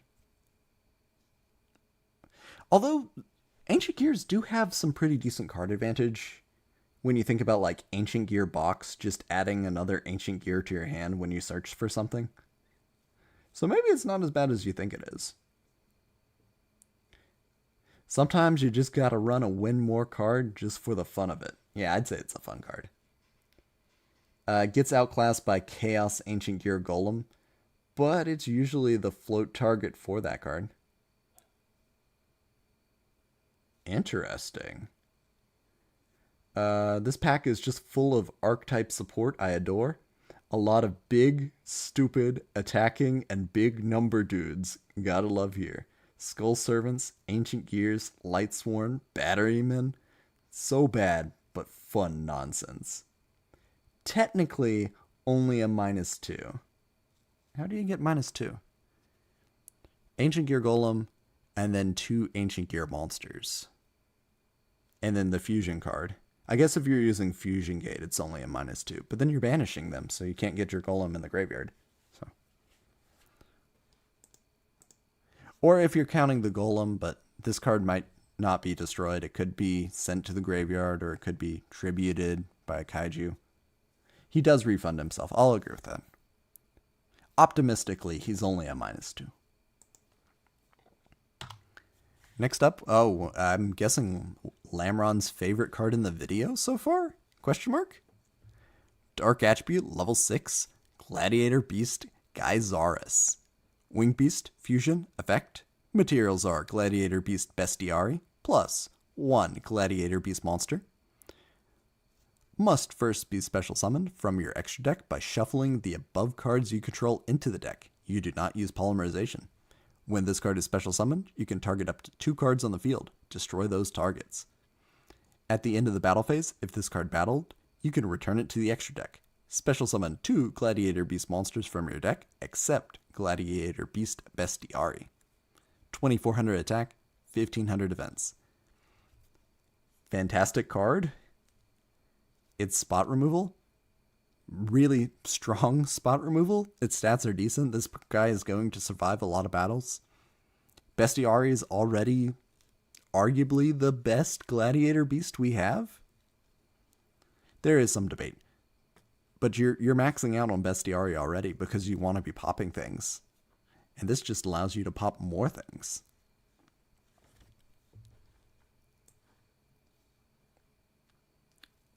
I don't know if it gets all the way to the worth considering today, though. If Lameron's playing Gladiator Beasts and he's playing Geysaris, we'll put it up there. From Lameron himself. The boy arrives. The boy, the boy, the boy. Time for the actually good fusions to show up. Well, it's a -1 because Ancient... okay. Ultimate Ancient Gear Golem. Well, it's only a -1 because Ancient Gear Fusion can fusion from the deck if you use Ancient Gear Golem as material. Okay. That's fair. But yeah, Geysaris is great. We'll put him in worth considering today. Next up, Hero Mask. Normal spell. Target one face-up monster you control. Send one elemental hero monster from your deck to your graveyard. And if you do, that target's name becomes the sent monster's name until the end phase. I feel like there's a tiny gimmick that you can do with this. That you can just send a Shadow Mist from your deck to your graveyard and make this card a bootleg Foolish Burial. I mean, I think that's the best application that you're going to get, but you get Shadow Mist's effect. Yeah, Lameron plays Geysaris at 1. Gladiator Beasts are very needing as much toolboxing as you get. I can agree with that. But I'm glad he's seeing it. But yeah. Send Shadow Mist. That's not bad. I don't think that there's much other application that I could think of for Hero Mask.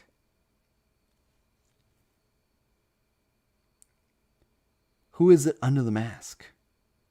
Oh, it's Prisma. We'll put it here.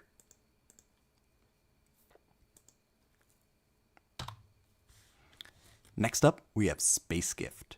Normal spell. Draw one card for each different Neospatian name on the monsters you're calling. That is so weirdly worded. Draw one card for each different Neospatian name on the monsters you control. That's such weird text.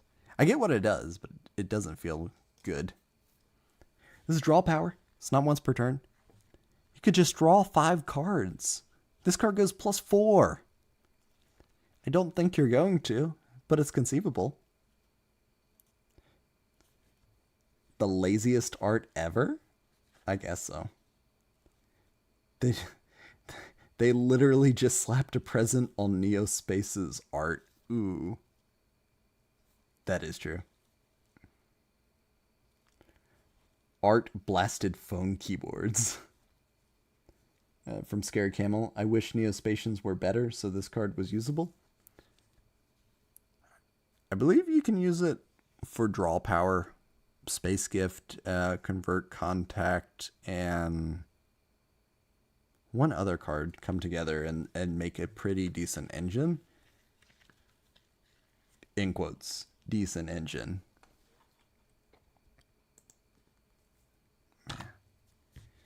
Next up, Demise of the Land. Quick play spell.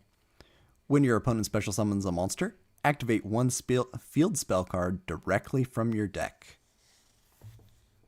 So Terraforming is at 1. Demise of the Land is sort of more copies of Terraforming, but it's also sort of better than Terraforming because it's reactive. I don't think it's great. If you could activate this card from your hand, it'd be better, but you have to set this card. But let me find it. I believe Summon Breaker is the card that you want to bring out with this.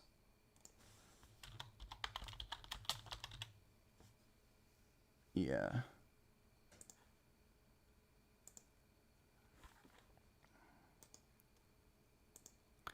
You can get out other utility field spells with this, like Necro Valley, for instance, can shut down your opponent.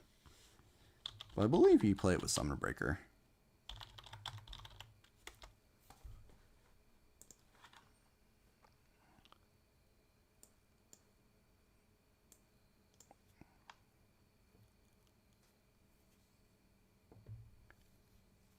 Um,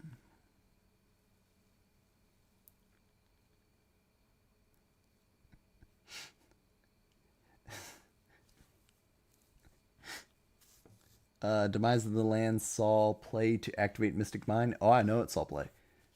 Feels like it's just waiting to become busted. Everything saw play if it would find mine. That is true. I can't believe Mind Strikers is a deck, or was a deck, that you're literally just playing, what is it, Sky Striker Ray? And that's the only monster in your whole deck. Yeah. Summon Breaker, I'm surprised Summon Breaker isn't banned yet. Like, we have Summon Limit, but Summon Breaker's not banned yet? Maybe it's just me. Maybe you see it coming and that's the difference, or I don't know.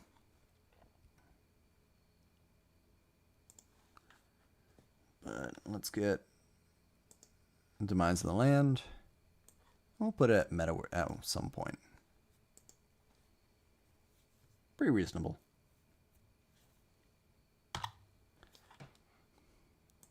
Next up, we got Deformation, which sort of looks like it should be an alien card. Continue a spell. Each time a face-up Destiny Hero monster you control is destroyed, place 1 D counter on this card for each of those monsters. When you normal or special summon a monster during your main phase, you can send this card with 2 or more D counters to the graveyard. Add up to 2 cards from your deck and or graveyard to your hand with the same name as that monster. This card was almost decent until we got to the end. So this card is slow. You gotta wait for it to accumulate 2 counters, and then your big payoff is that you get 2 more copies of the card that you just summoned. That could be okay. I mean, this card searches any monster you want. Conceivably, this card gets you 2 more copies of Dark Arm Dragon. That's not bad. You gotta keep getting your Destiny Heroes destroyed. And it's slow. And the Destiny Heroes have to get on the field. You can see, like, if you squint really hard, that there might be something going on with Deformation. But it's just not there.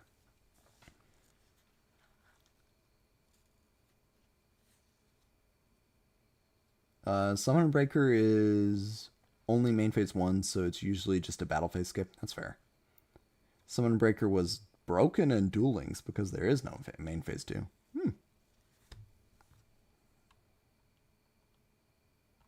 Deformation is almost doing something. Good pun name, though. Oh, like deformation. The pun went completely over my head until this moment.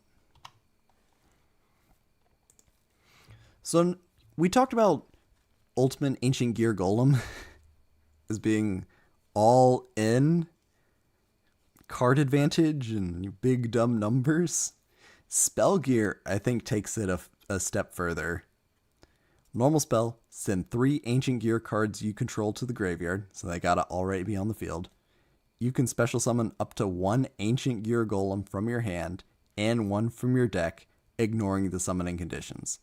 Then, destroy all monsters you control except Ancient Gear Golems. You cannot normal summon or set until the end of your next turn. There are so many downsides. So you're going, at best, -2, and then you can't normal summon for 2 turns? Which is crazy, and it wipes your board. It destroys all your other monsters. Spell Gear is all in. If you already have 3 Ancient Gear monsters on the field, are you even getting into a better position with Spell Gear?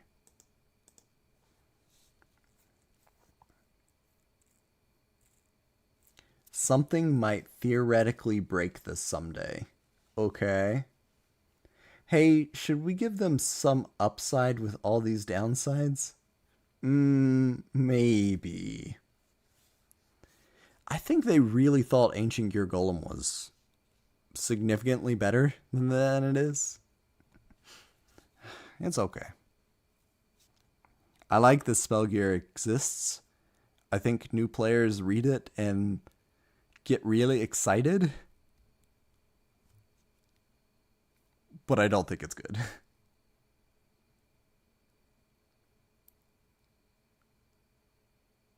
Oh, something could break deformation, not spell gear. Okay. Nothing's breaking spell gear for a while.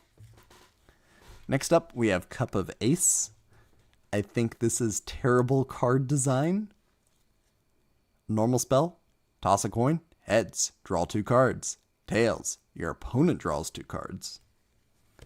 So this card is either Pot of Greed or Gift of Greed. Do you feel lucky? This card is either a +1 or a -3. Those aren't equal. The downside is just so terrible. This card's never used for anything constructive. This is a luck sack card, and not a particularly good one in my opinion. It's not interesting, it's not useful, it's only seen in degenerate strategies, and you'll lose to this in an Exodia deck one day, and you'll be sad.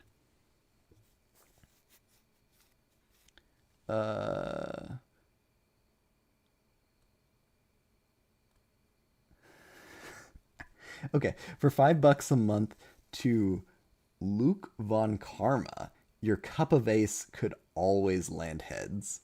Let's go gambling. Okay, but what if you did win? Sounds like a skill issue. Just flip heads. I hate that this card is searchable too. One of the Arcana Force cards just searches coin flip cards. I don't like it. I'm putting it right here. Also, I don't even know why it's called Cup of Ace. Isn't that the Holy Grail?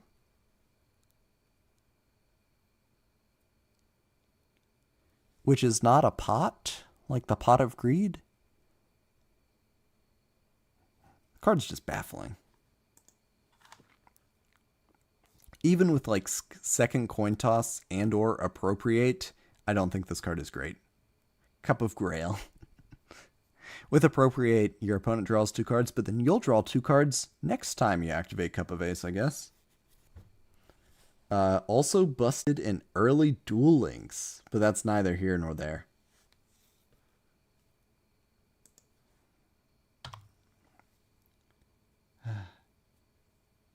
I think it's the Arcana Cup. More lore I don't know about. Next up, we got Light Barrier. Hey, it's a field spell, searchable, terraforming, demise of the land. During your standby phase, toss a coin. If the result is tails, the following effects are negated until your next standby phase. When you summon an Arcana Force monster, choose which effect to apply without tossing a coin. If an Arcana Force monster destroys an opponent's monster by battle, you gain life points equal to the destroyed monster's original attack. This is the card that theoretically breaks Arcana Force monsters, except it takes a whole round to get to the point where it does anything, because you activate it during your first turn. You gotta wait till your next turn for your standby phase. I guess you could bring it out during your opponent's turn with Demise of the Land, surprise them, haha. But you still have to wait a whole round for it to do anything. Half the time it does nothing, and the other half of the time it's a little crazy. Because some of the Arcana Force monsters are pretty decent. The World, skip your opponent's next turn. Even the Chariot, just getting in for a little bit of damage. I guess the token off of Moon is okay. Magician gets a little okay. I don't think Empress gets any better, or the Emperor. I don't think those get much better. But yeah, card is crazy. Good night, Milo. I'm glad to see you. Debatably, this is a design mistake and not the world. Light barrier is active the first turn you activate it. The standby phase only turns it off. Oh! You are so right. Yeah. I have misread light barrier. Oh, this card is the problem. Oh, this is the problem. The world isn't the problem. Let's put them next to each other. And they knew what they were doing. Look at the card artwork for Light Barrier. It's got the world in it. They knew what they were doing.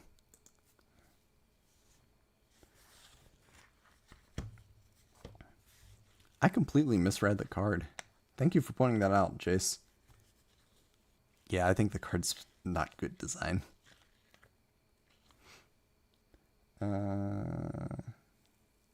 They should both be in the same tier, yeah. It does really make the world too consistent. That's all you need. It's Hecatrice, get Valhalla, special summon the world, activate Light Barrier, and you win the game. Well, you skip your opponent's turn. Functionally, you win the game.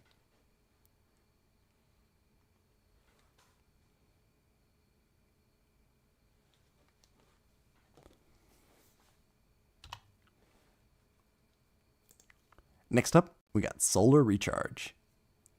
Normal spell. Discard one Lightsworn monster, draw 2 cards, then send the top 2 cards from your deck to the graveyard. I think this card's worth playing in Modern Lightsworns. It's just acceleration, and the deck really benefits from this kind of acceleration. Digs you deeper in your deck, gets a Lightsworn into the graveyard, and mills from the top of your deck. Don't think it's quite as good as Charge of the Light Brigade, but we'll get that card in a set or two, I believe.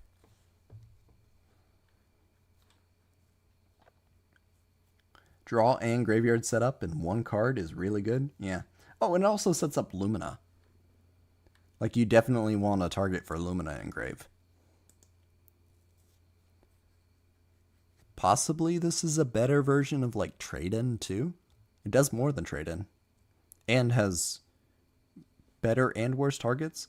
And sometimes you have bricks in your hand. Like a Celestia or one of the dragons in your hand. Pretty good card. Lightsworns also get a field spell, Realm of Light. Each time a card is sent from your deck to the graveyard, place 1 shine counter on this card. All Lightsworn monsters gain 100 attack for each shine counter on this card. If this card would be destroyed by a card effect, remove 2 shine counters from this card instead. At least it has a little bit of inherent protection. That is okay. But man, this doesn't trigger nearly as much as I think it should. It's not every card, it's each time a cards. I guess you could trigger it multiple times with Garoth. Like your other Lightsworns are milling and then Garoth will mill on top of that. But then you just get such marginal increase in attack.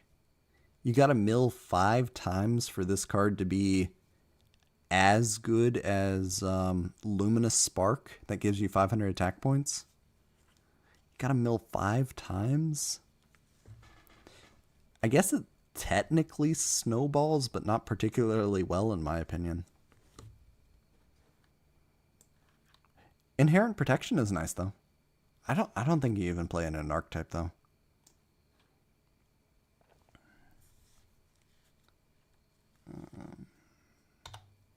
The best 2-card combo is Solar Recharge, discard the wolf that bricked your hand. Ooh. Funniest day of my life. Funniest day of my life. My friend who lost a Lightsworn regional match because they pulled JD, and that card can't pitch him.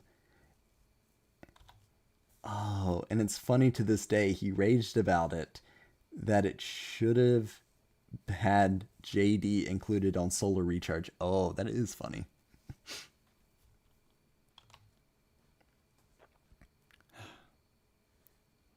Poor Realm of Light. It's like the Gladiator Beast Field spell. Also underwhelming. But what do frogs get? Not specifically frogs, but wetlands, field spell, all aqua type, water, level 2 or lower monsters gain 1200 attack. You play this in wetlands beatdown. There are a decent number of aqua monsters, level 2 or lower, and I don't think wetlands beatdown is particularly good. It's interesting though. It's a lot. It's a big number. Speaking of nonsense that's bad but fun, yeah, I can agree with that. Wetlands does counter synergize with Treeborn Frog though. Has anti-synergy with it. It's also weird that this just doesn't work on all your frogs. What was the holdup?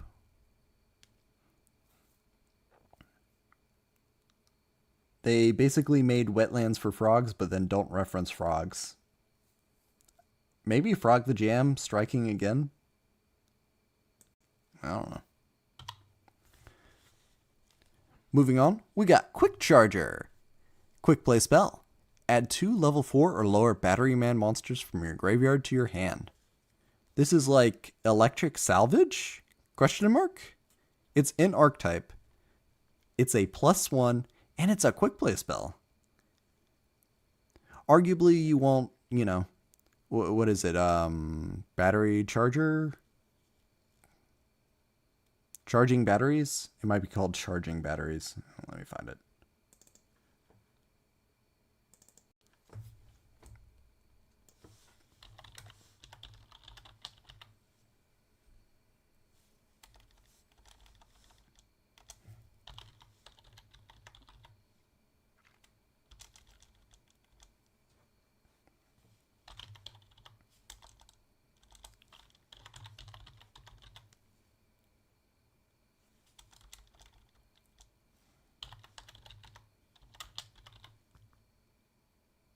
Okay.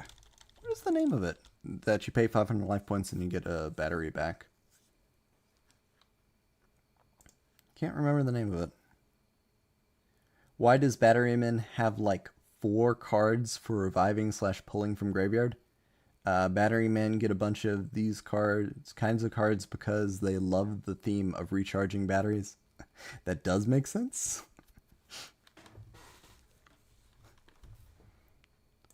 I think it's acceptable in Archetype.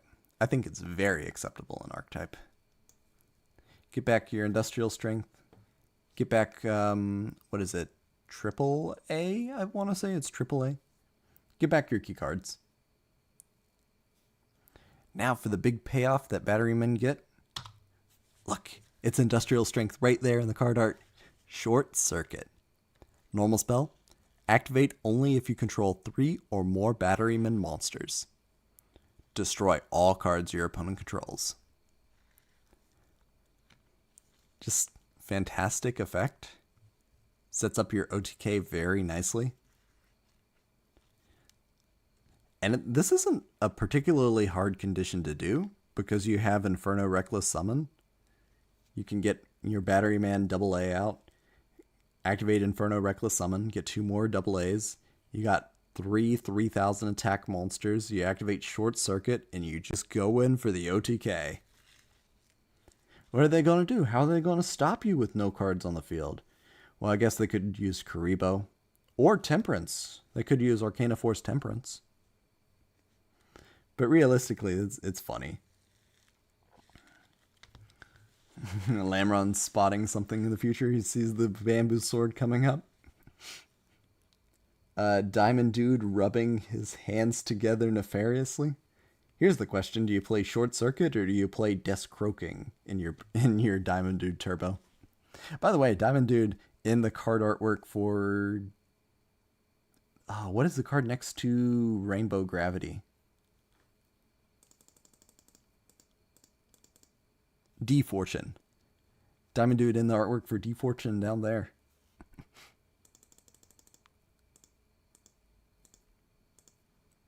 But yeah, Short Circuit, meta at one point because Batterymen have a few tops. Or we'll put it in acceptable in Archetype. Batterymen are getting some pretty decent support this set.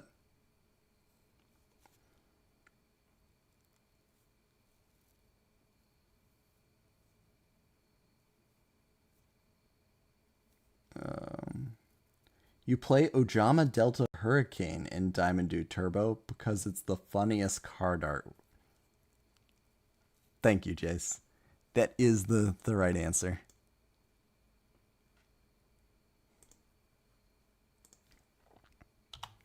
Next up, we got the Light of Redemption. So we had Dark Eruption in the previous set. This is the light counterpart. Dark Eruption, 1500 attack or less, graveyard to hand. Light of Redemption is cost 800 life points, so already worse. Then target one of your banished light monsters, add that target to your hand. Can get more targets, yes. Cost life points, not great. The banish zone is the hard part for me. It's way more likely that your monsters are going to be in the graveyard than banishment, but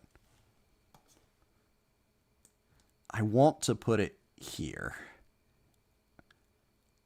Because I would think Dark Eruption, Recurring Nightmare, Salvage, Recycling Batteries, I think they're worth considering today, but I'm not sure if this one is. I think we're just going to keep it down here. I don't hate it. Not a lot of things return from banished to hand, but like what? But like what archetype banishes lights that this would be a good option for? I think it might find a home one day. I have never seen a deck that would want to run Light of Redemption. I can agree with that. But maybe one day. I'm thinking maybe Light Ray. Let me find a Light Ray card.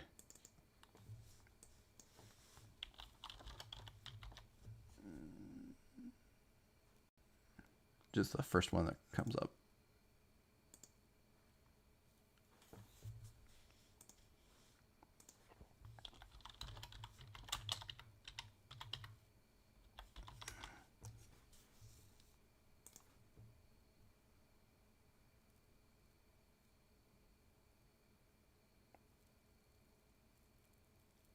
Nope, that one doesn't work. Not Light Ray, Daedalus. What are the other Light Ray cards?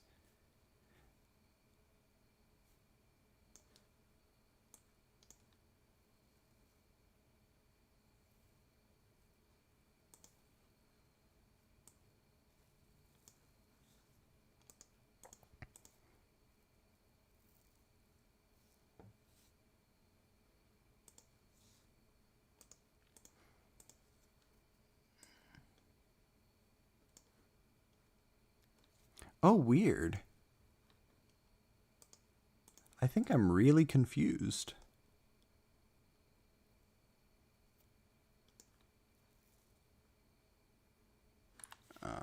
Maybe with Greffer?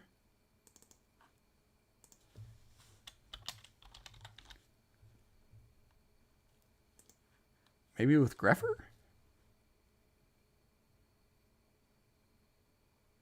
Maybe someday it'll see its light. I messed it up. I'm sorry, Lyrical Star. Maybe someday it will see its redemption. Is this the best GX set from Bossa Nova? I think either Phantom Darkness or Light of Destruction are the best. Or Gladiator's Assault, Lamron. It's easily the top 3. As long as you don't pull Arcana or Batteryman, it's not bad. Oh, man. Light Ray Greffer has the stupidest helmet ever. I think it's a reference to Guts' helmet before the Golden Age.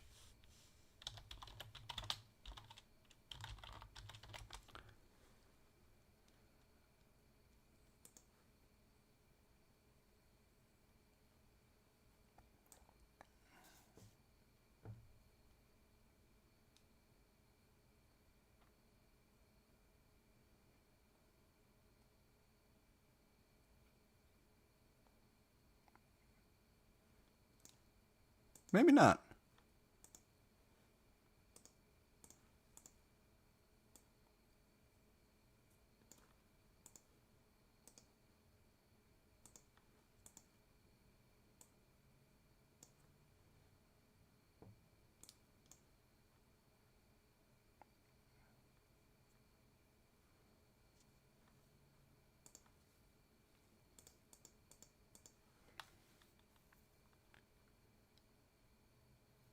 Never would have connected it to Guts. I'm pretty sure that's what Warrior Digrapher is based on.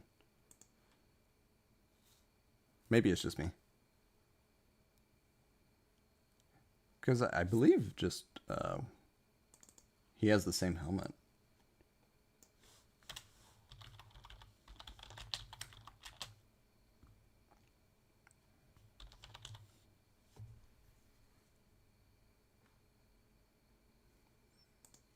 That's okay. Yeah, I think you're right. The whole demonic temptation, etc., etc. It's hard to say. Phantom Darkness had more immediate impact, in my opinion, but I think more stuff from Light of Destruction aged better in the long run. I can see both.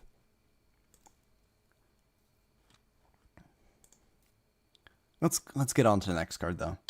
Next up, Mystical Cards of Light. Continuous spell.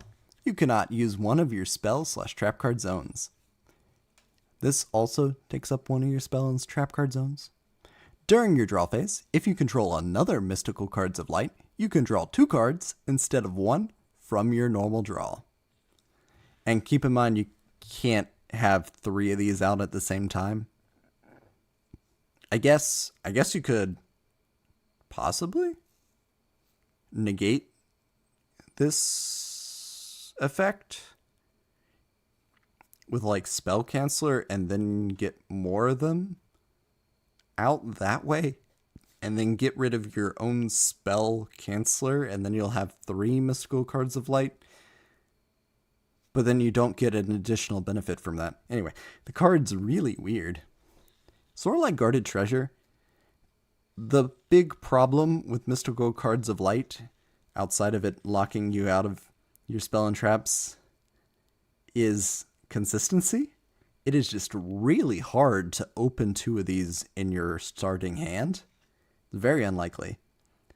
On top of that, it doesn't do anything until next turn. On top of that, your big payoff is +1. And that's it. Card is terrible. There's a card called 7, I believe. It's just 7. Let me check.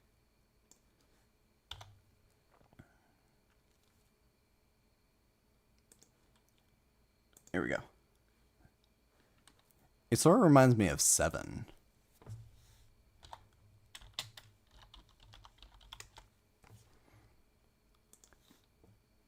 Seven is also not a good card. That one requires 3 7s, though, so even less likely. But it also draws more cards. I don't know. I feel like when they designed Mystical Cards of Light, they didn't realize how unlikely it is to open 2 of them. They just made Morganite that completely makes this and Guarded Treasure obsolete. Oh, yeah.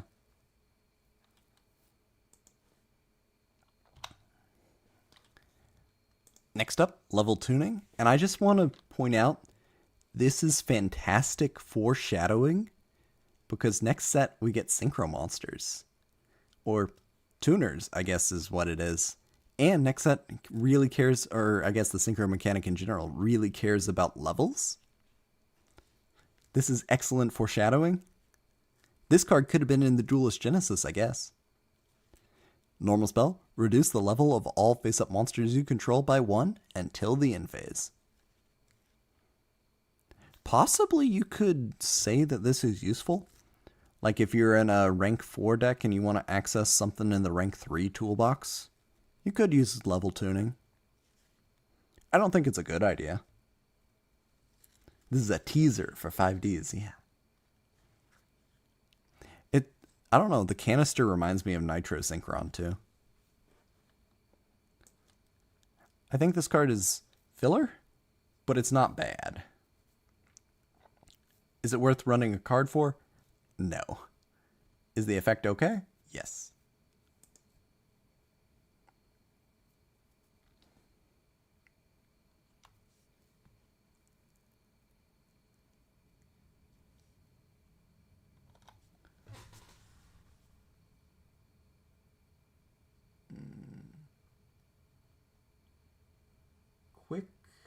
Quick Bob Hero says he can't see chat. Strangely enough. Interesting. I think what's happening is YouTube hasn't figured out how to do the chat for the combination of mobile and desktop yet. Sorry, Quick Bob Hero. I think you're in the mobile chat and it's only displaying for me the portrait chat.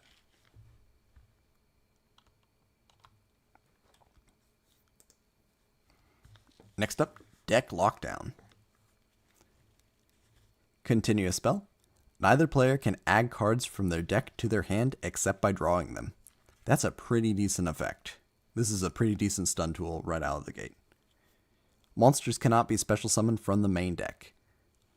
Man, what do they have against gladiator beasts? Destroy this card during your second standby phase after activation.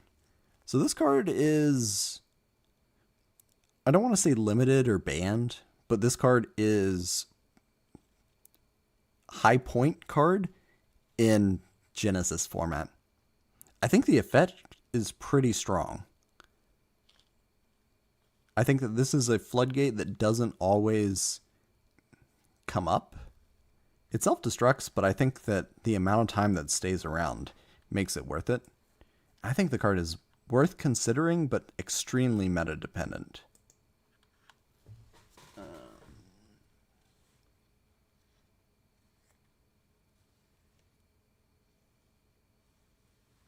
Yeah, saw play pretty recently. I don't know why your chat isn't showing up, QuickBug Hero.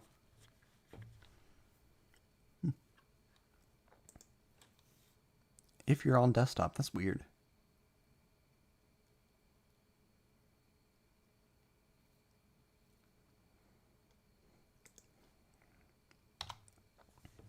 Next up, Ribbon of Rebirth. Equip spell. During the end phase, if the equipped monster was destroyed by battle and sent to the graveyard this turn, special summon it from the graveyard to your side of the field. Is this useful? It sounds like it's useful. Like you equip Armageddon Knight, for instance, with Ribbon of Rebirth. And then you get to get your monster back, and you get that nice on-summon trigger again. That sounds useful. You use Ribbon of Rebirth maybe in your zombie deck. If you had access to Card of Safe Return, special summon, go +1, get your monster back. Well, not go +1. It'd be net neutral card advantage. Is this protection? It's not really protection. It only works with battle. I don't know if it's particularly useful.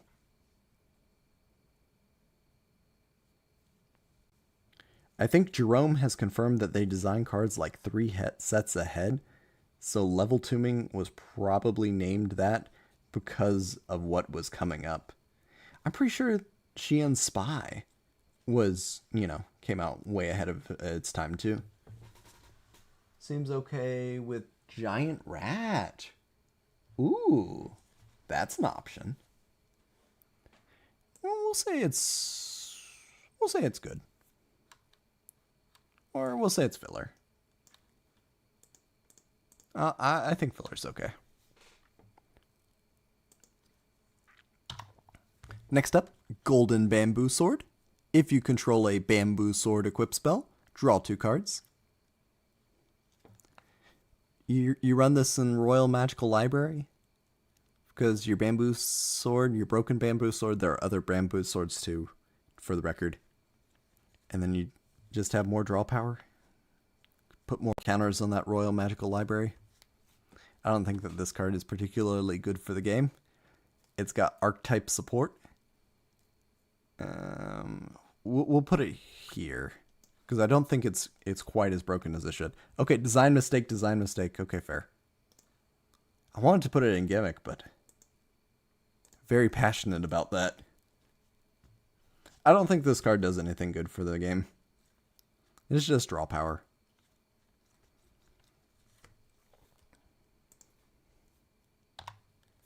Next up, Limit Reverse. Continuous Trap. Target one monster with 1000 or less attack in your graveyard. Special summon it in an attack position.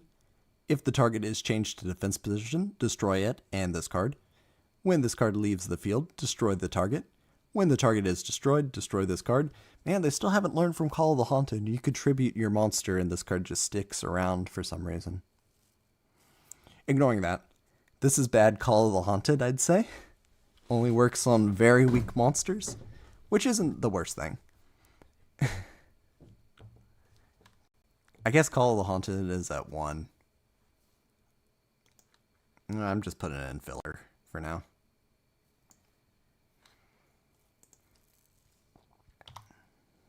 Next up, we have Hero Blast.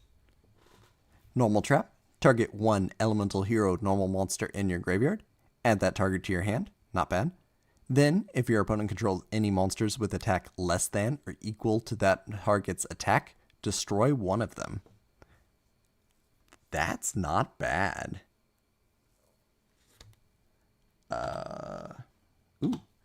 Golden Bamboo Sword is annoying draw power. Broken Bamboo Sword is searchable with so many things that make it very annoying. It provides nothing but to annoy me in particular. Ooh, Limit Reverse can trigger Yubel by switching her to defense position. That is pretty interesting. Is that good in Yubel decks? I don't know.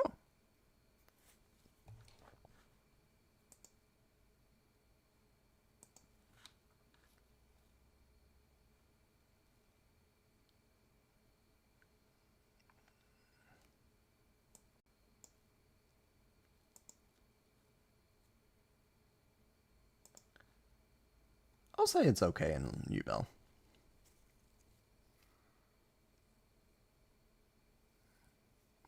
It was the only way to make her work for a whole decade. Oh man, okay.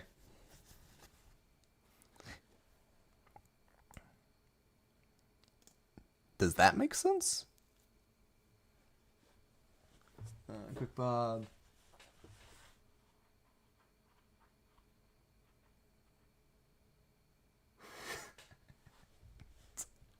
Okay. From Quick Bob Hero, he imagined that Swordsman of Landstar had a snout.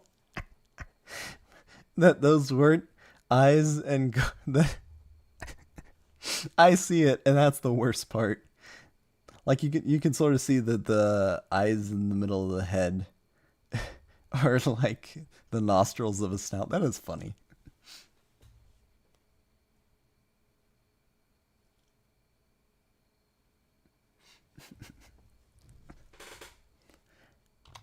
Back to Hero Blast, though.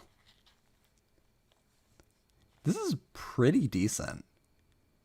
So it only works on your elemental hero normal monsters. So the only one, I guess Sparkman, 1600 attack, not bad.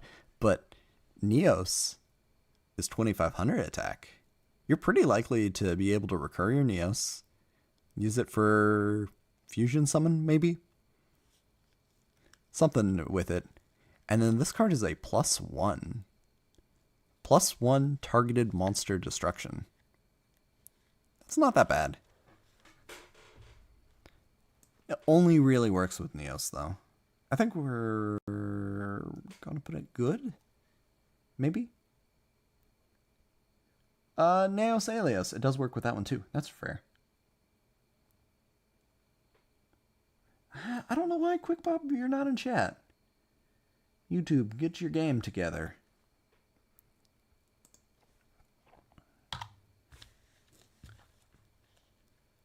Ooh, you play Hero Blast and Hero Beat?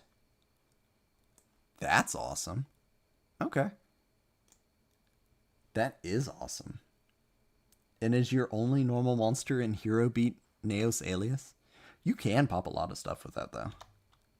We'll put it in meta at one point, but we'll check the playback later. Next up, Rainbow Gravity. Normal trap. If you have 7 Crystal Beast cards with different names on your field and or in your graveyard, special summon 1 ultimate crystal monster from your deck or graveyard, ignoring its summoning conditions. Interesting. Rainbow Gravity is good? Question mark. You can get your Rainbow Dragon or your Rainbow Dark Dragon with this card. Obviously, this card has had effect changing errata, but it's archetype inclusion text, so we're not going to worry about it.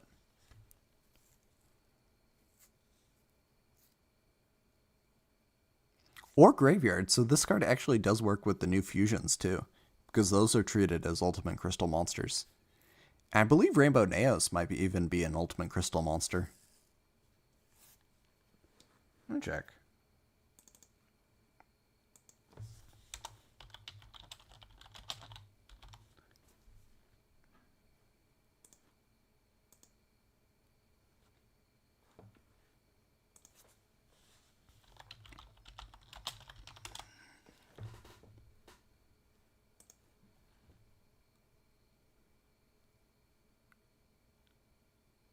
Nope.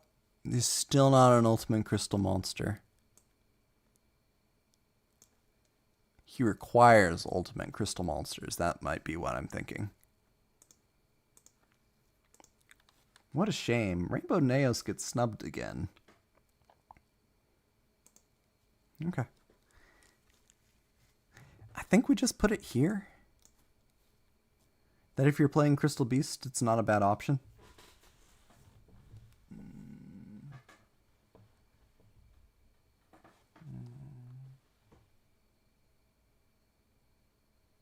Ooh.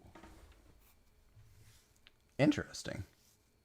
It's so good that you could run it in turbo decks.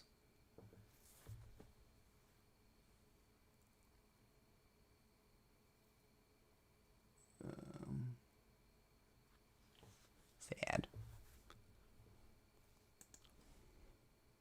Next up, we have Defortune. I don't think this one's a pun. Deformation, at least, was a pun. I can't figure this one out. It's above my head again. Normal trap. When your opponent declares a direct attack, banish 1 Destiny Hero monster from your graveyard in the battle phase. Why aren't you just running Negate Attack? Negate Attack does this better and doesn't cost you a Destiny Hero and isn't archetype specific, and I don't think that this card is searchable within Destiny Heroes. Like, if there was a card that searched D-cards, then maybe this card would be a little bit better, but right now, why aren't you just running Negate Attack? The card's really bad. We'll put it right next to Deformation. I don't understand why this card exists.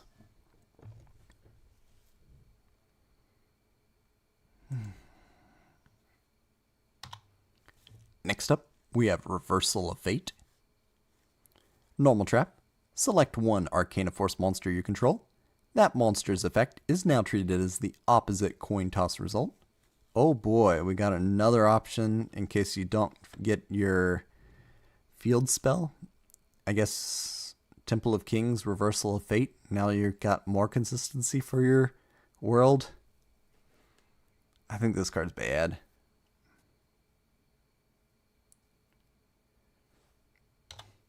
At least it's an Aster cameo for Defortune. I guess those are his legs, yeah.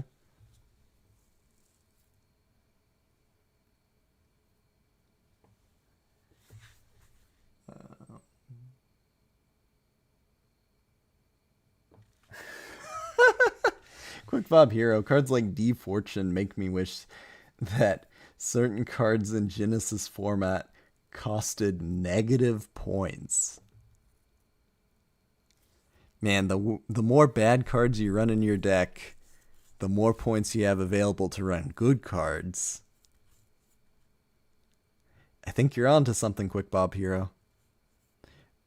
Again, Trinity format sort of does that a little bit, where you get more points if you decrease the consistency of your deck.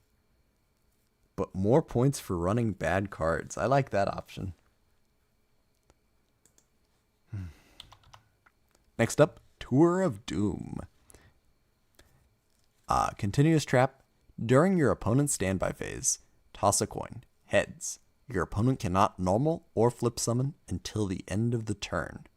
Tails. You cannot normal or flip summon during your next turn. Can we just put this next to Cup of Ace? For all the same reasons as Cup of Ace? I think I don't like it. I really don't like what this does. It's a 50% chance to just shut your opponent out of the game, sort of. There are decks that can just function without it, without their normal summon.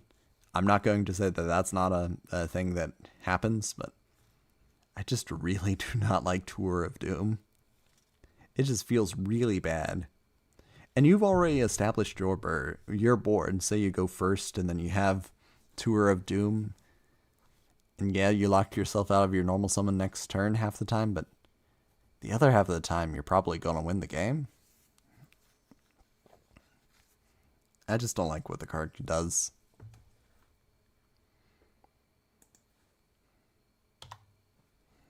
Next up, Arcana Call. Normal trap. Select one Arcana Force monster you control.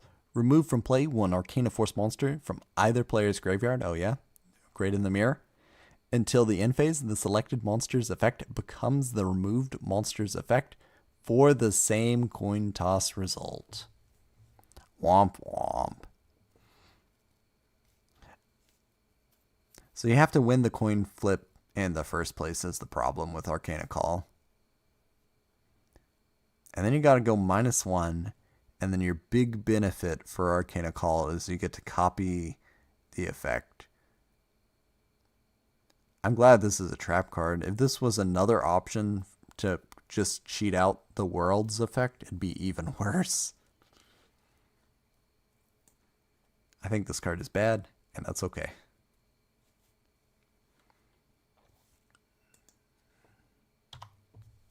Next up, Light Spiral. Continuous trap.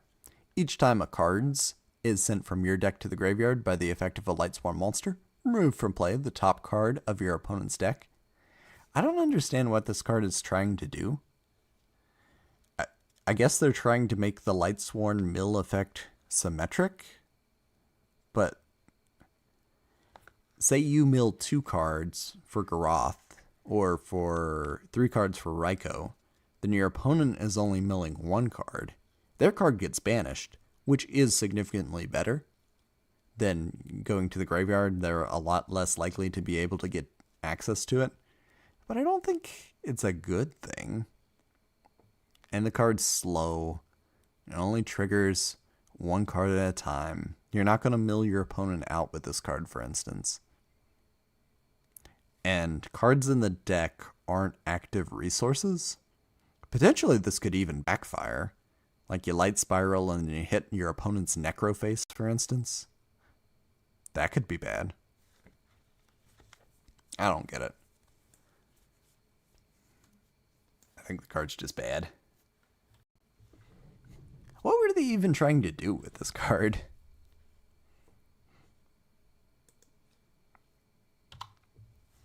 Next card, Glorious Illusion. Continuous trap. Activate this card by targeting 1 Light Swarm monster in your graveyard. Special summon that target in face-up attack position. During each of your end phases, send the top 2 cards from the deck to the graveyard. When this card leaves the field, destroy that monster. When that monster leaves the field, destroy this card. How do they do this? Limit Reverse forgets about it, and then Glorious Illusion remembers. I think that this is acceptable in Archetype. That's about as high as I want to put it. Call of the Haunted's at 1. This is more copies of Call of the Haunted, but it does have slight upside in getting to mill cards. So I think it's okay. Next up, Counter Trap. Destruction Jammer. Discard 1 card. Negate the activation of a spell card, trap card, or affect monster's effect that destroys a monster's on the field and destroy that card.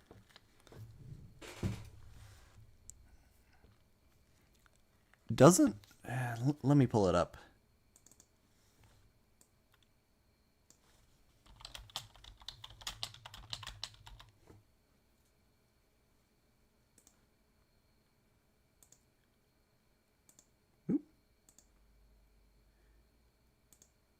Doesn't My Body as a Shield do this?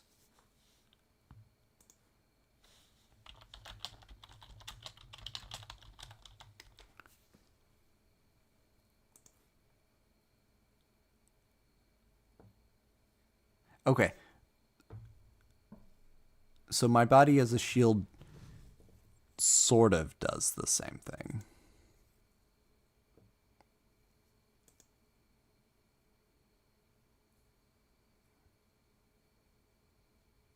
But is faster.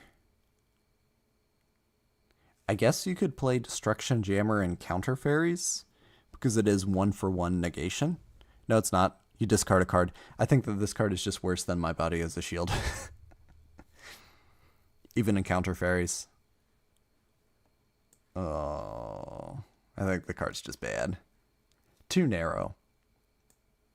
I guess 1,500 life points compared to a card, yeah.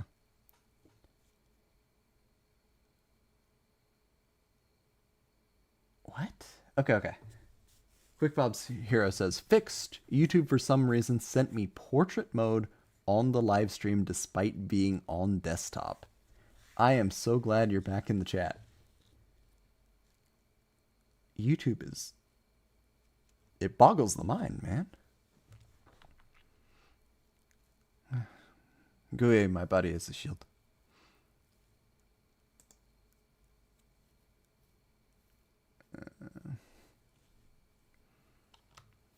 Next up, Froggy Force Field. Normal Trap. Activate only when a face-up frog monster you control, except Frog the Jam, is selected as an attack target. Destroy all attack position monsters your opponent controls. They censored the Halo. This is Mirror Force, but for your frogs. I think this is the good place to put it, is just acceptable in Archetype. Not bad, though. Mirror Force is banned, I believe. It might be at 1 at the time. So, I think you'd play Froggy Force Field in your frog deck. Unfortunately, I don't think your frog deck's particularly good right now.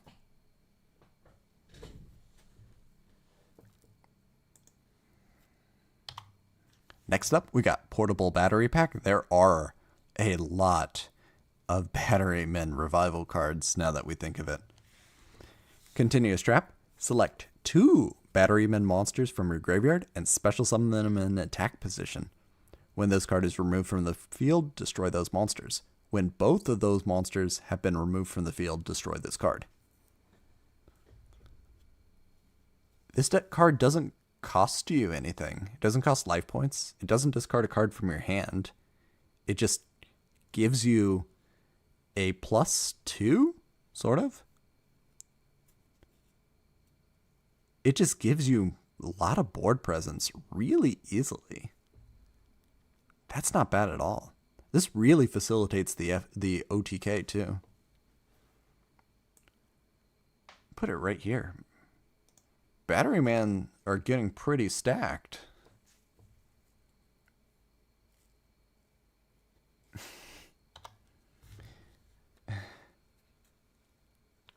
Oh, okay. Froggy Force Field not working with the toads might be a problem. That is fair. So not working with Ronin Totem, Not working with, what is it, Trade Toad. That's fair. Surprised that portable battery pack didn't see much play in the Battery Man OTK. It might be, I don't know. I'm thinking it might be win more. Might be too big of an investment.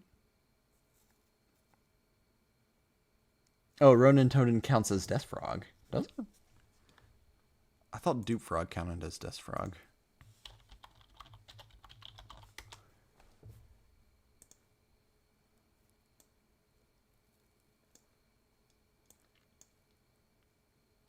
Okay, Ronin Toadin. Here, let me pull it up for you.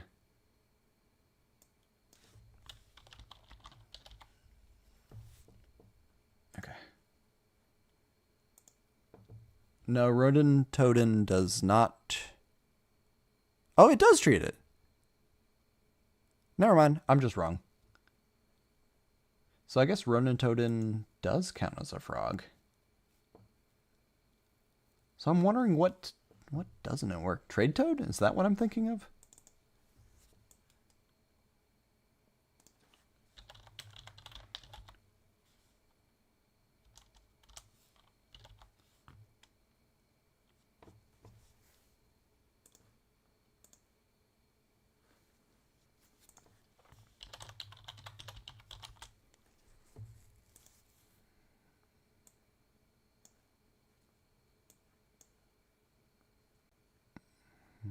Okay, Trade Toad. It doesn't work with Trade Toad, I guess.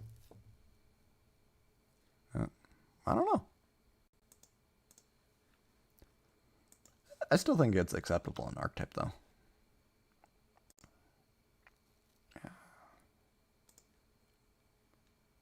Moving on, we got Gladiator's Lash. Normal Trap.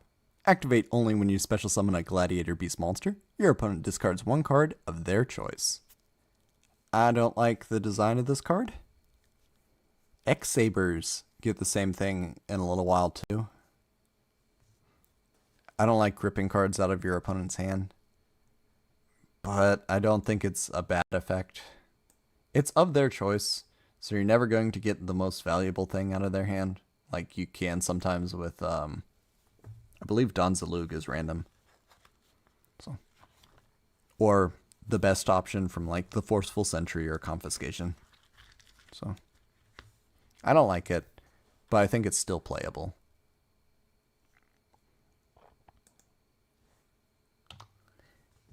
Next in, more Cloudian support.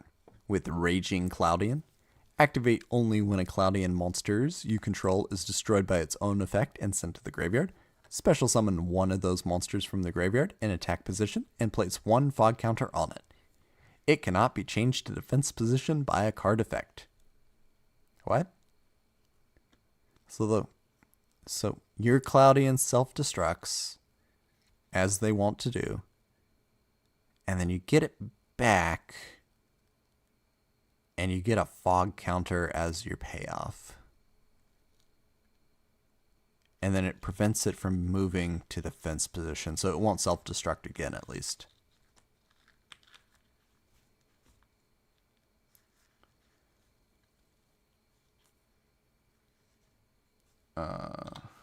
From Lamron, the Gladiator Beast Connect.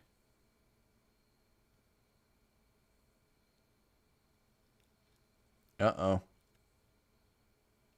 Are we connected?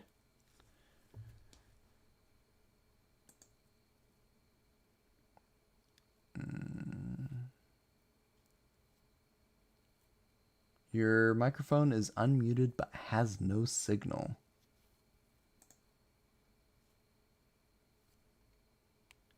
Hear you. Now we're good. Okay, we're back. I can hear you. Thank you, Lyrical Star. I don't know, man. What happened?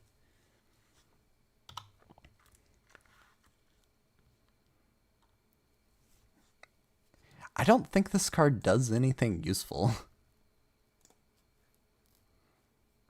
I just wish there were better ways to do fog counters.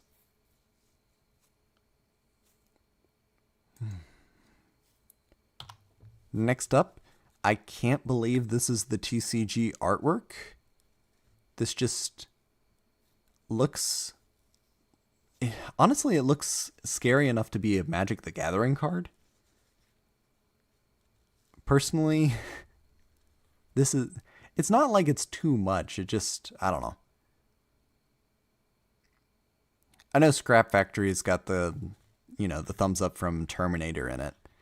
There's just something about Sanguine Swamp that doesn't feel like a more modern Yu-Gi-Oh card. It feels like it could be a Duel Monsters card in terms of artwork, is what I want to say.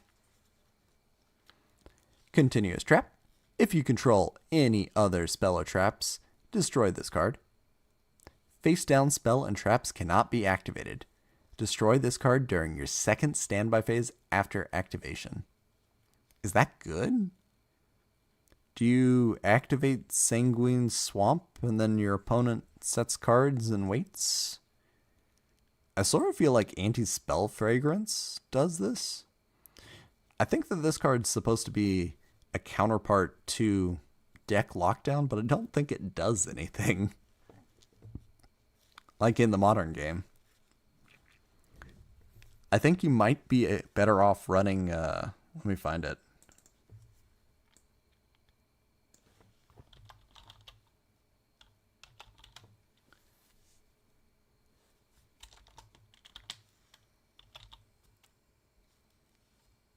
Yeah.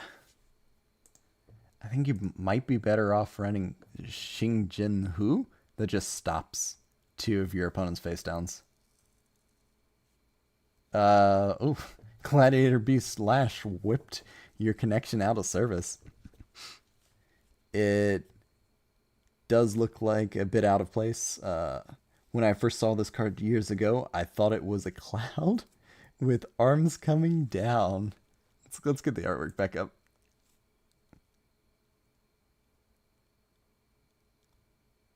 Interesting. I don't know. I think this card does nothing. Which is bad. Next up, Lucky Chance. Continuous Trap. Once per chain, if a monster's effect is activated that tosses a coin once, call heads or tails. And very interesting that only works on tossing a coin once. So like the gun dragons don't trigger this. Call heads or tails. If your call matches the coin toss for that monster effect, draw 1 card immediately after that effect resolves. I see why it doesn't work with the gun dragons, because you'd get 3 chances at it, and that'd be crazy. But I don't know. It feels like it doesn't quite do what I want it to do. But this is draw power in your coin toss deck. It's a 50-50 on your draw. I think we just put it next to the other Arcanas, because that's where it goes. I guess the whole set is themed around coin flips.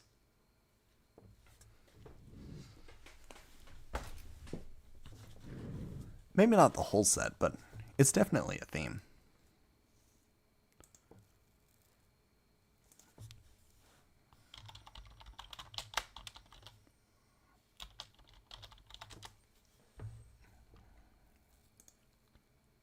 Okay.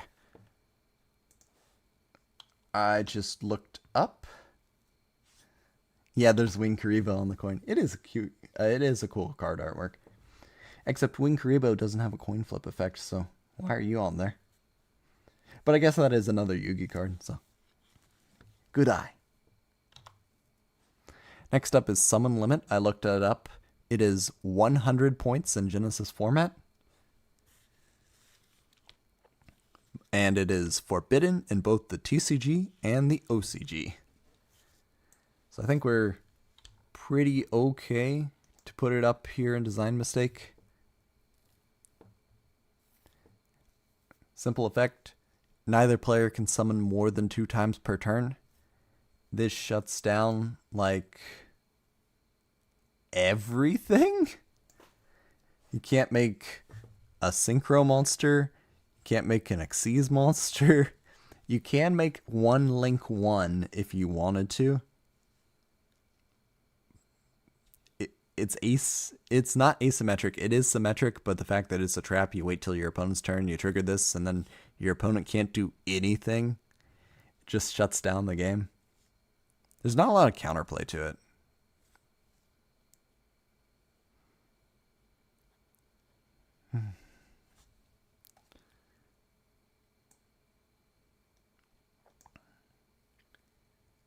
Summon Limit aged really well. I think it aged too well. Artwork's great, though.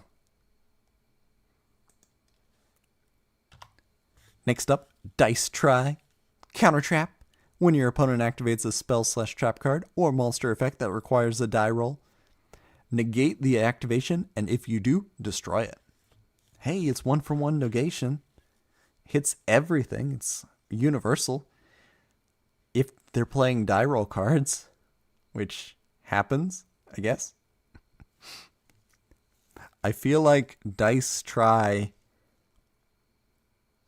has one application and it's not a particularly good one.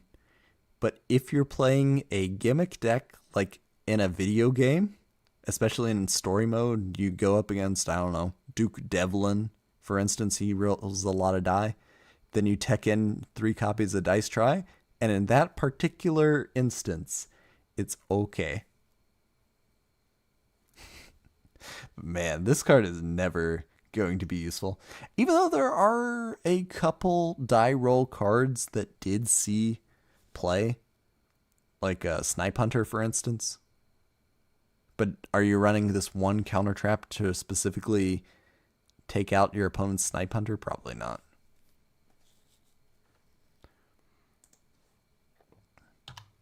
Next up, more Lightsworn. We have Arcus, Lightsworn Druid. Light attribute, level 3. Beast Warrior. No, you just look like a normal warrior to me. Effect, neither player can target Lightsworn monsters anywhere with card effects. So I guess...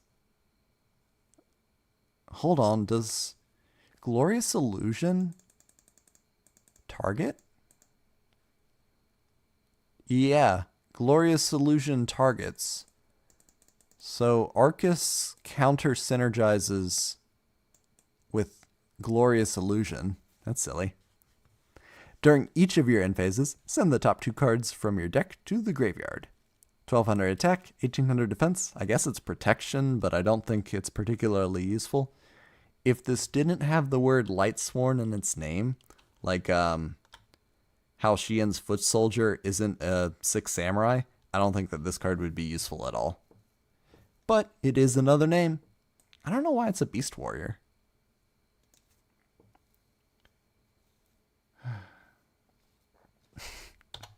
With all these coin flip effects in the set, we better print Dice Hate. Yeah?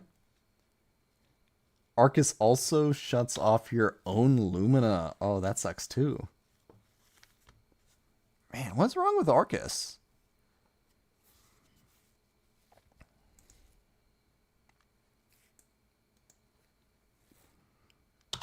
Next up, Aaron, Lightsworn Monk.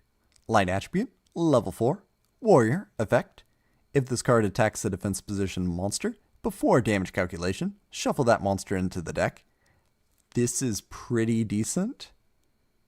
Just ignore flip effects, ignore battle floating.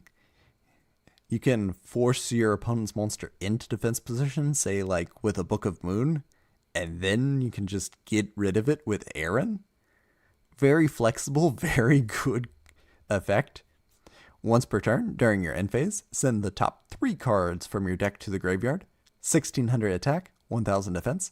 The fact that this card is a warrior means that it wasn't just in Lightsworn decks. You could just fit this into your warrior toolbox. Very good card.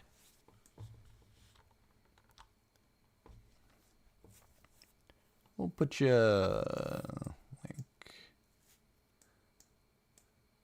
like that. Ooh, Aaron can even counter your opponent's Raikou. Yeah, because it's a flip effect monster. Very nice observation.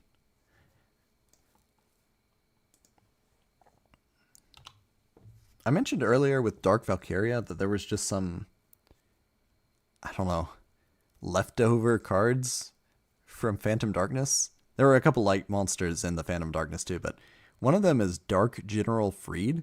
So Freed the Materialist General is, I guess, this card's normal counterpart.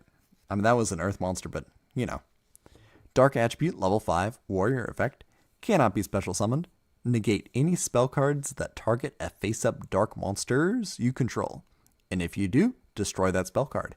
Nice. A little bit of protection. During your draw phase, instead of conducting your normal draw, you can add one level 4 dark monster from your deck to your hand.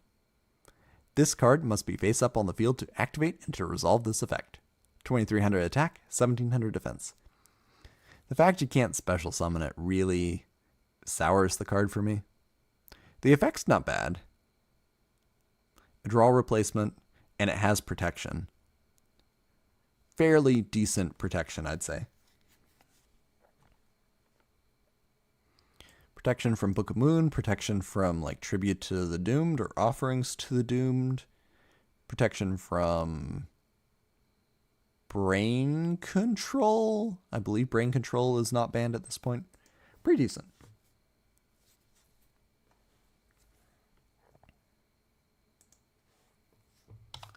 Next up, Magical Exemplar. Earth Attribute, level 4, Spellcaster effect. Each time a spell card is activated, place 2 spell counters on this card when that spell resolves. Usually you only get 1. Once per turn, you can remove any number of spell counters from this card, special summon one spellcaster monster from your hand or graveyard, whose level is equal to the number of spell counters you removed.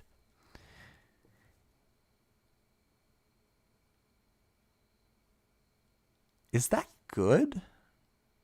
1700 attack, 1400 defense.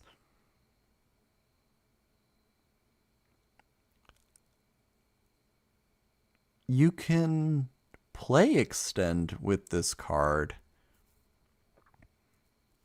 especially if you can cycle a few spells in your turn. You can get this card with like Summoner Monk, and then Summoner Monk would be in the graveyard if you used it as Synchro or Link material, or detached it as part of an XZ material. Then you could recur that with Exemplar. Doesn't negate the effect of the monster you special summon. Alternatively, you could get out like a level 1 or 2 spellcaster reasonably easy from your hand.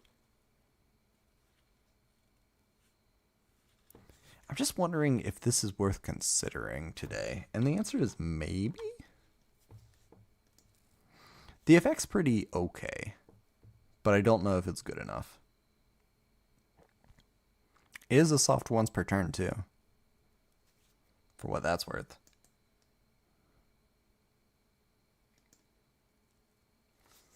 I feel like it has a little bit of potential.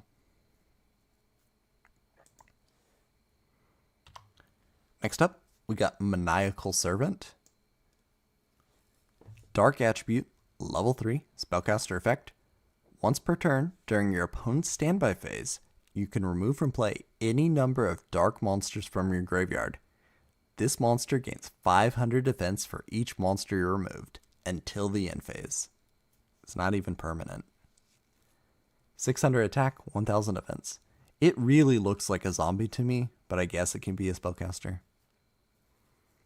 This card does nothing, and it banishes your dark monsters from your graveyard, and you probably want those in your graveyard.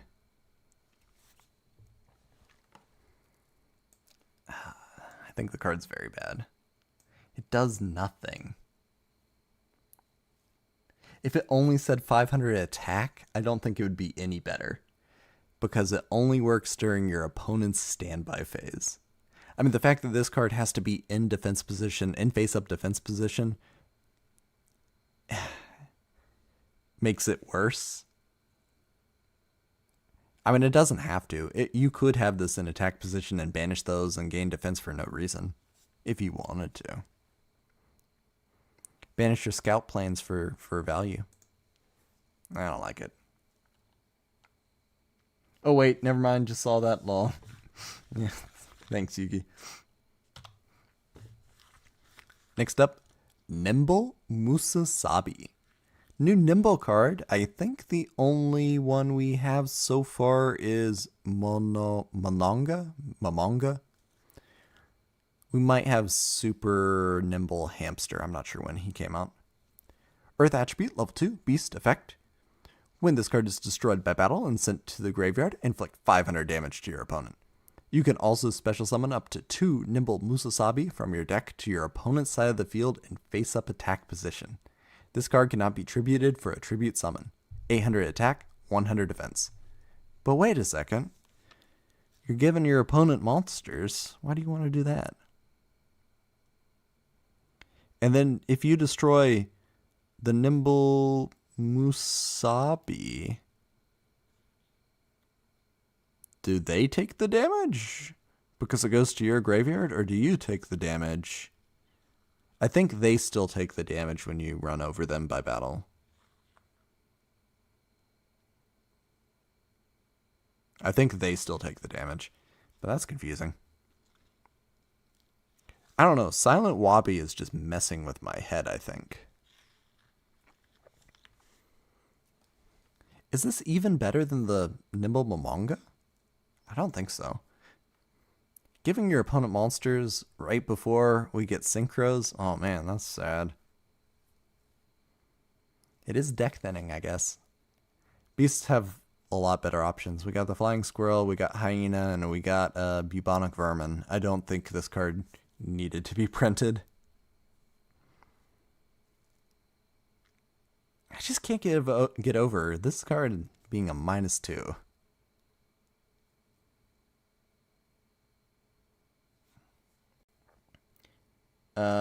Okay, Hamster didn't come out till Absolute Power Force. Thank you. Next up, we got Flame Sprite Ignis. Fire Attribute, level 4, Pyro, effect. You contribute 1 face-up fire monster to inflict 100 damage to your opponent for each fire monster in your graveyard. 1500 attack, 1200 defense. Can you see what this card is missing?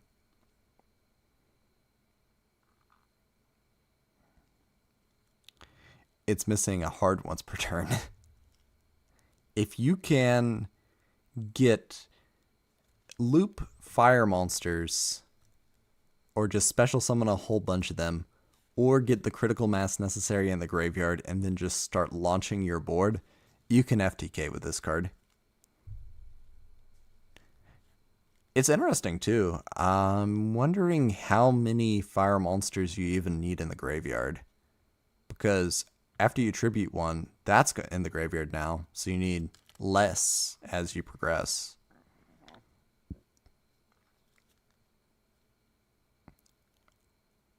It can tribute itself too. So say you have 5 on field.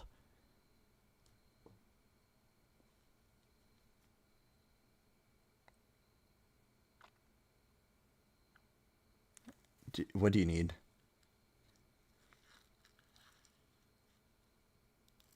13? Do you need 13 engrave with 5 on field? I don't think the card's good for the game. I don't think we've had a tribute to burn card in the game that hasn't been in design mistakes so far. I think that's going to continue. Oh, actually, I take that back. Manthro Tro, which was tributing normal monsters, non-tokens. That one was okay, I think. Next up, Super Ancient Dino Beast. Earth Attribute, level 8, Dinosaur effect. You can tribute summon this card in face-up attack position by tributing 1 dinosaur-type monster. When a dinosaur-type monster is special summoned from your graveyard, except during the damage step, while this monster is on the field, you can draw 1 card. 2700 attack, 1400 defense.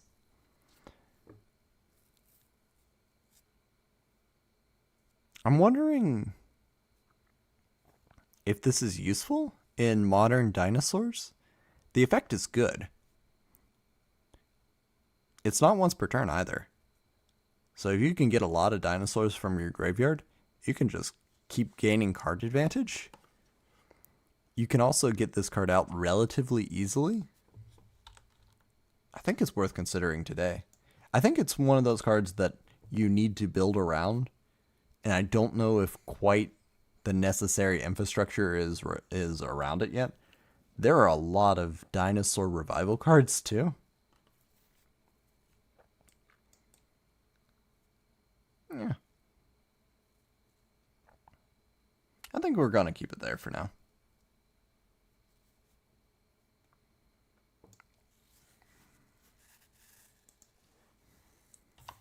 Next up, Vanquishing Light. Counter trap. When a monster would be special summoned, tribute one Lightsworn monster, negate the summon, and if you do, destroy that monster. So you read this card and you're thinking, oh, that sounds pretty good. And then you think about it for just a bit longer, right?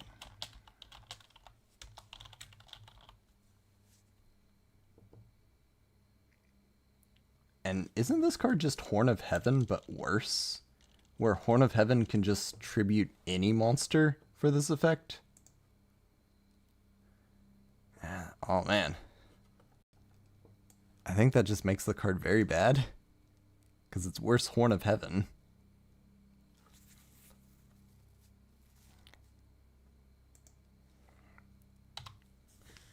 Next up, Tualatin,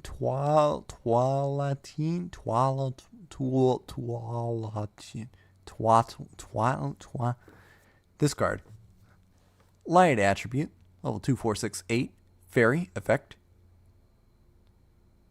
If it is your opponent's battle phase, a monster you controlled at the start of the battle phase was just destroyed, and all monsters you controlled at the start of the battle phase, minimum 2, have now been destroyed by battle and sent to the graveyard. You can special summon this card from your hand.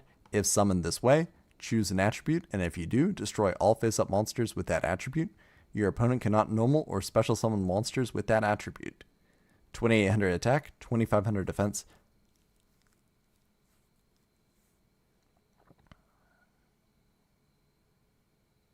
Okay.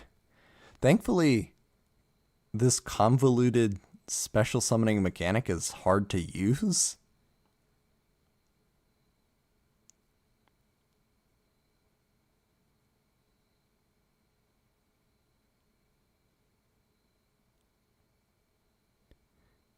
If it's your opponent's battle phase, a monster you controlled at the start of this battle phase was just destroyed, and all monsters you controlled at the start of this battle phase, minimum 2, have now been destroyed by battle and sent to the graveyard.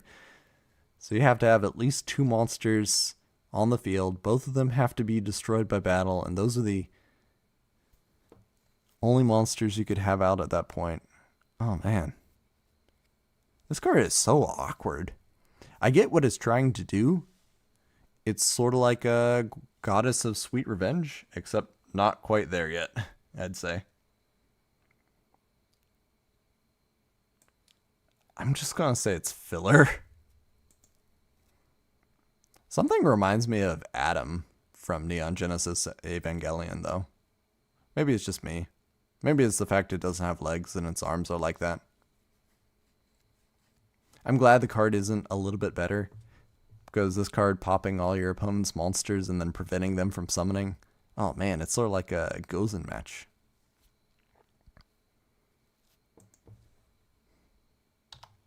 Next up, Divine Knight Ishzark. Light attribute, level 6, warrior effect. After damage calculation, when this card destroys a monster by battle, banish that monster. 2300 attack, 1800 defense. Demok gets this effect. This is really underwhelming. I wouldn't say that that's particularly good.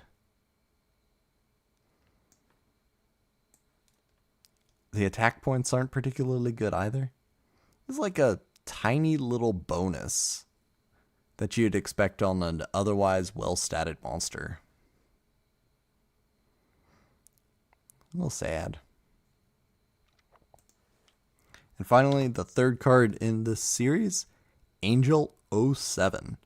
Light attribute, level 7, fairy effect. When this card is tribute summoned, it gains the following effect. The effects of effect monsters cannot be activated. 2,500 attack, 1,500 defense. Controversially, I'm going to put this right next to summon limit for the same reason. In Genesis format, Angel 07 is 100 points. This card just really limits what you can do in the game.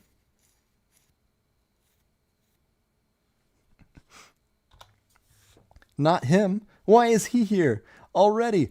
Oh, wait, wrong Zark. Yeah. I don't think Angel 07's particularly good for the game.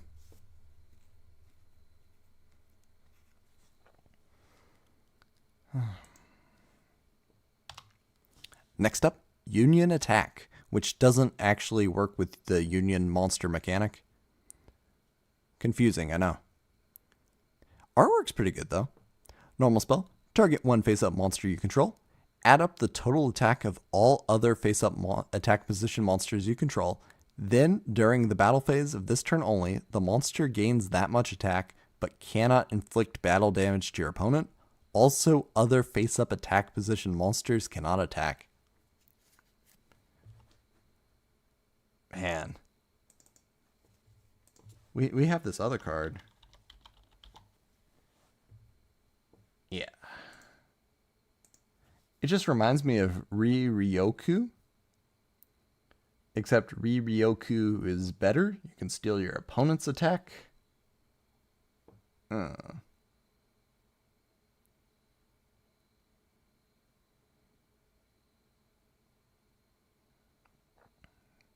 just don't think it's worth it. From Lamron. These three feel like they're rated, but they just aren't.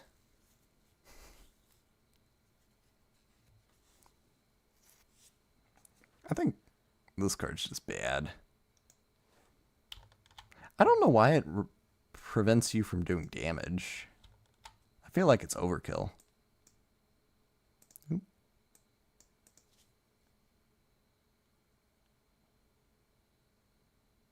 Oh, you feel like the three cards previously, Taolatuan, Ishzark, and Angel 07 are all related? They are! They all come from Yu-Gi-Oh! R, which is something I have not dived into yet. I believe they're all played by the same duelist, too.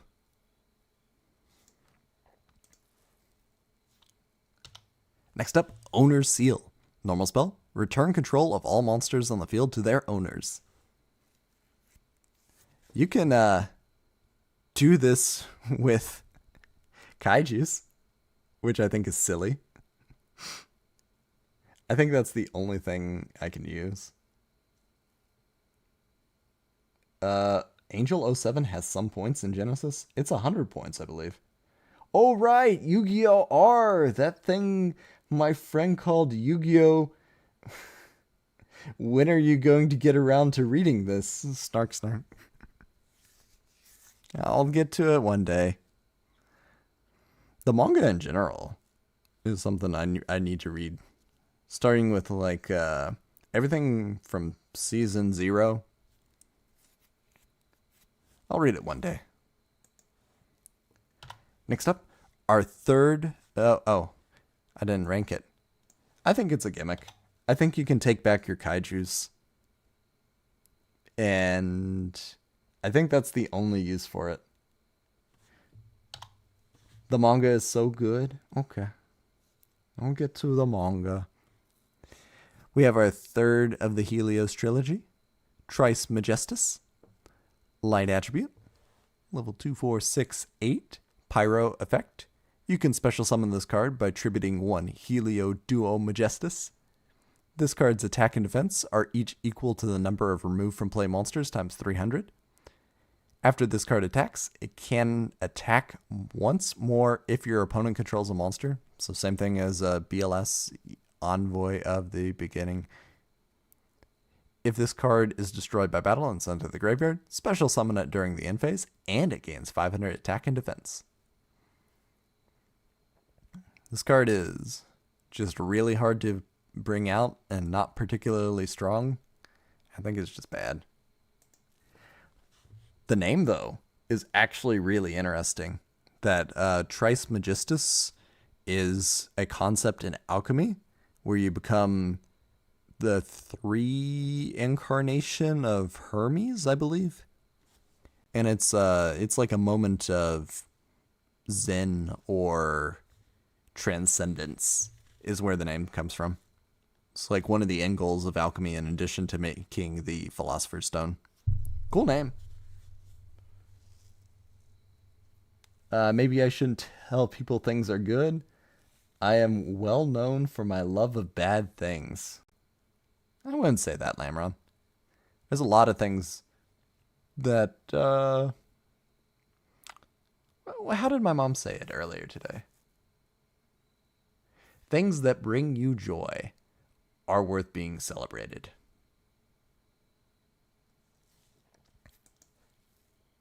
Okay. Why did we have dice try earlier in the game? Well, because we have Dangerous Machine Type 6, of course. Continuous spell. During each of your standby phases, roll a 6-sided die and apply the result. So it doesn't do anything until your next turn. Excellent. 1. Discard 1 card. Awful. 2. Your opponent discards 1 card. Okay. 3. Draw 1 card. Yay! 4. Your opponent draws 1 card. Awful. 5. Destroy 1 monster your opponent controls. Okay. 6. Destroy this card. This machine's definitely dangerous. But it does nothing. Your opponent gets a whole turn to interact with it before it goes off.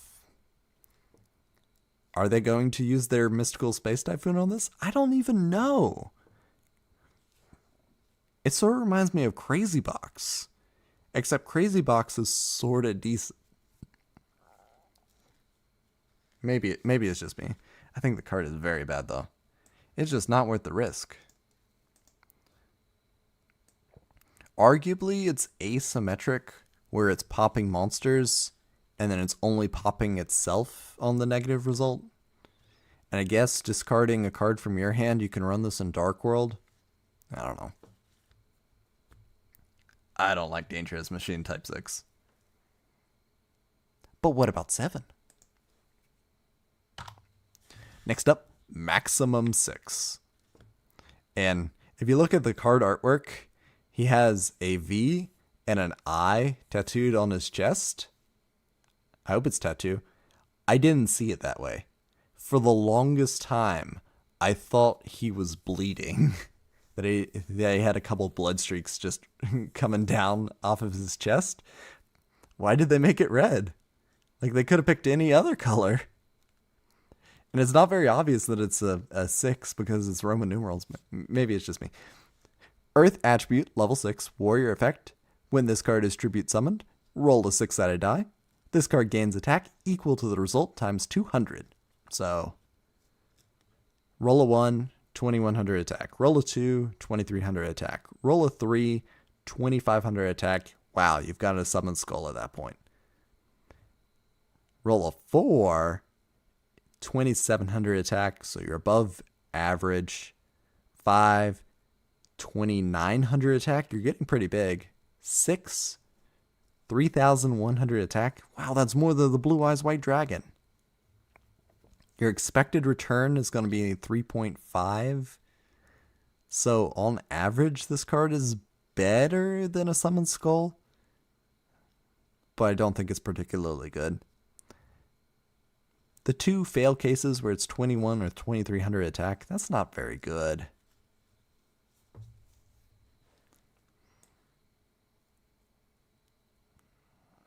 I think the card is either bad or very bad.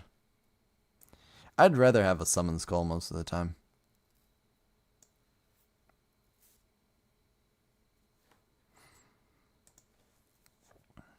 Okay.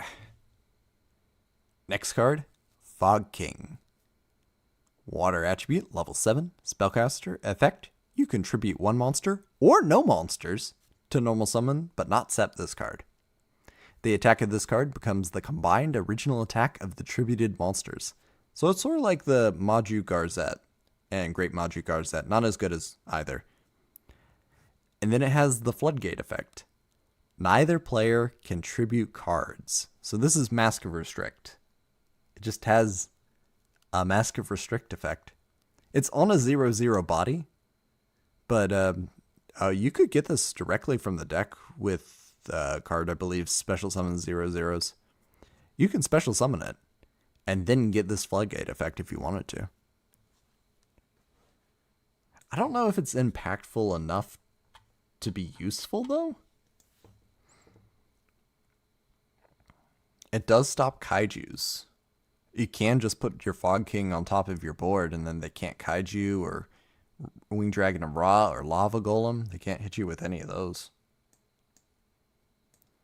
Does prevent entire mechanics. Does prevent the ritual summon, for instance. Maybe it's just me. Final card in the set, and I think this is where we're going to call it for tonight, is Fossil Dyna Pachycephalo. Pachycephalo. Earth attribute, level 4, rock, effect. Doesn't look like a rock. I guess it's like a Pokemon fossil type Pokemon are always rock type. If this card is flipped face up, destroy all special summon monsters on the field. And then the scary part, neither player can special summon monsters. 1200 attack, 1300 defense. It's basically a barrier statue. Possibly better? That special hurricane effect is pretty good too.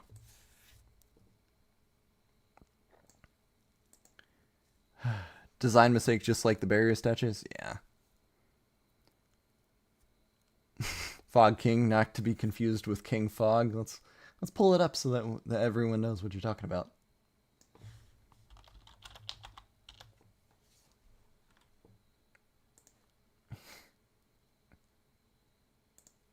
There we go. There is King Fog. Oh, have a good night. Yeah. Oh, it's late. I do want to announce one thing. Wow, get that King Fog in the design mistakes. Too powerful. Just be glad he's not a frog. King Frog would be even worse. Yeah. One more announcement. There is going to be a hiatus on stream, at least until the new year. I think I'm going to possibly finish up this set at some point. But it's going to be a little while before return to streams with Duelist Genesis. I think I'm going to take a break at the end of each era. So, once we finish 5Ds, there'll be a little bit of a hiatus before we get into Zexal. And that will be the pattern going forward. I want to work on some videos, and the holidays are coming up, so it might be a little while. Hopefully middle of January. That all the way. Hope everyone sleeps well. I will finish this set at some point. Good night.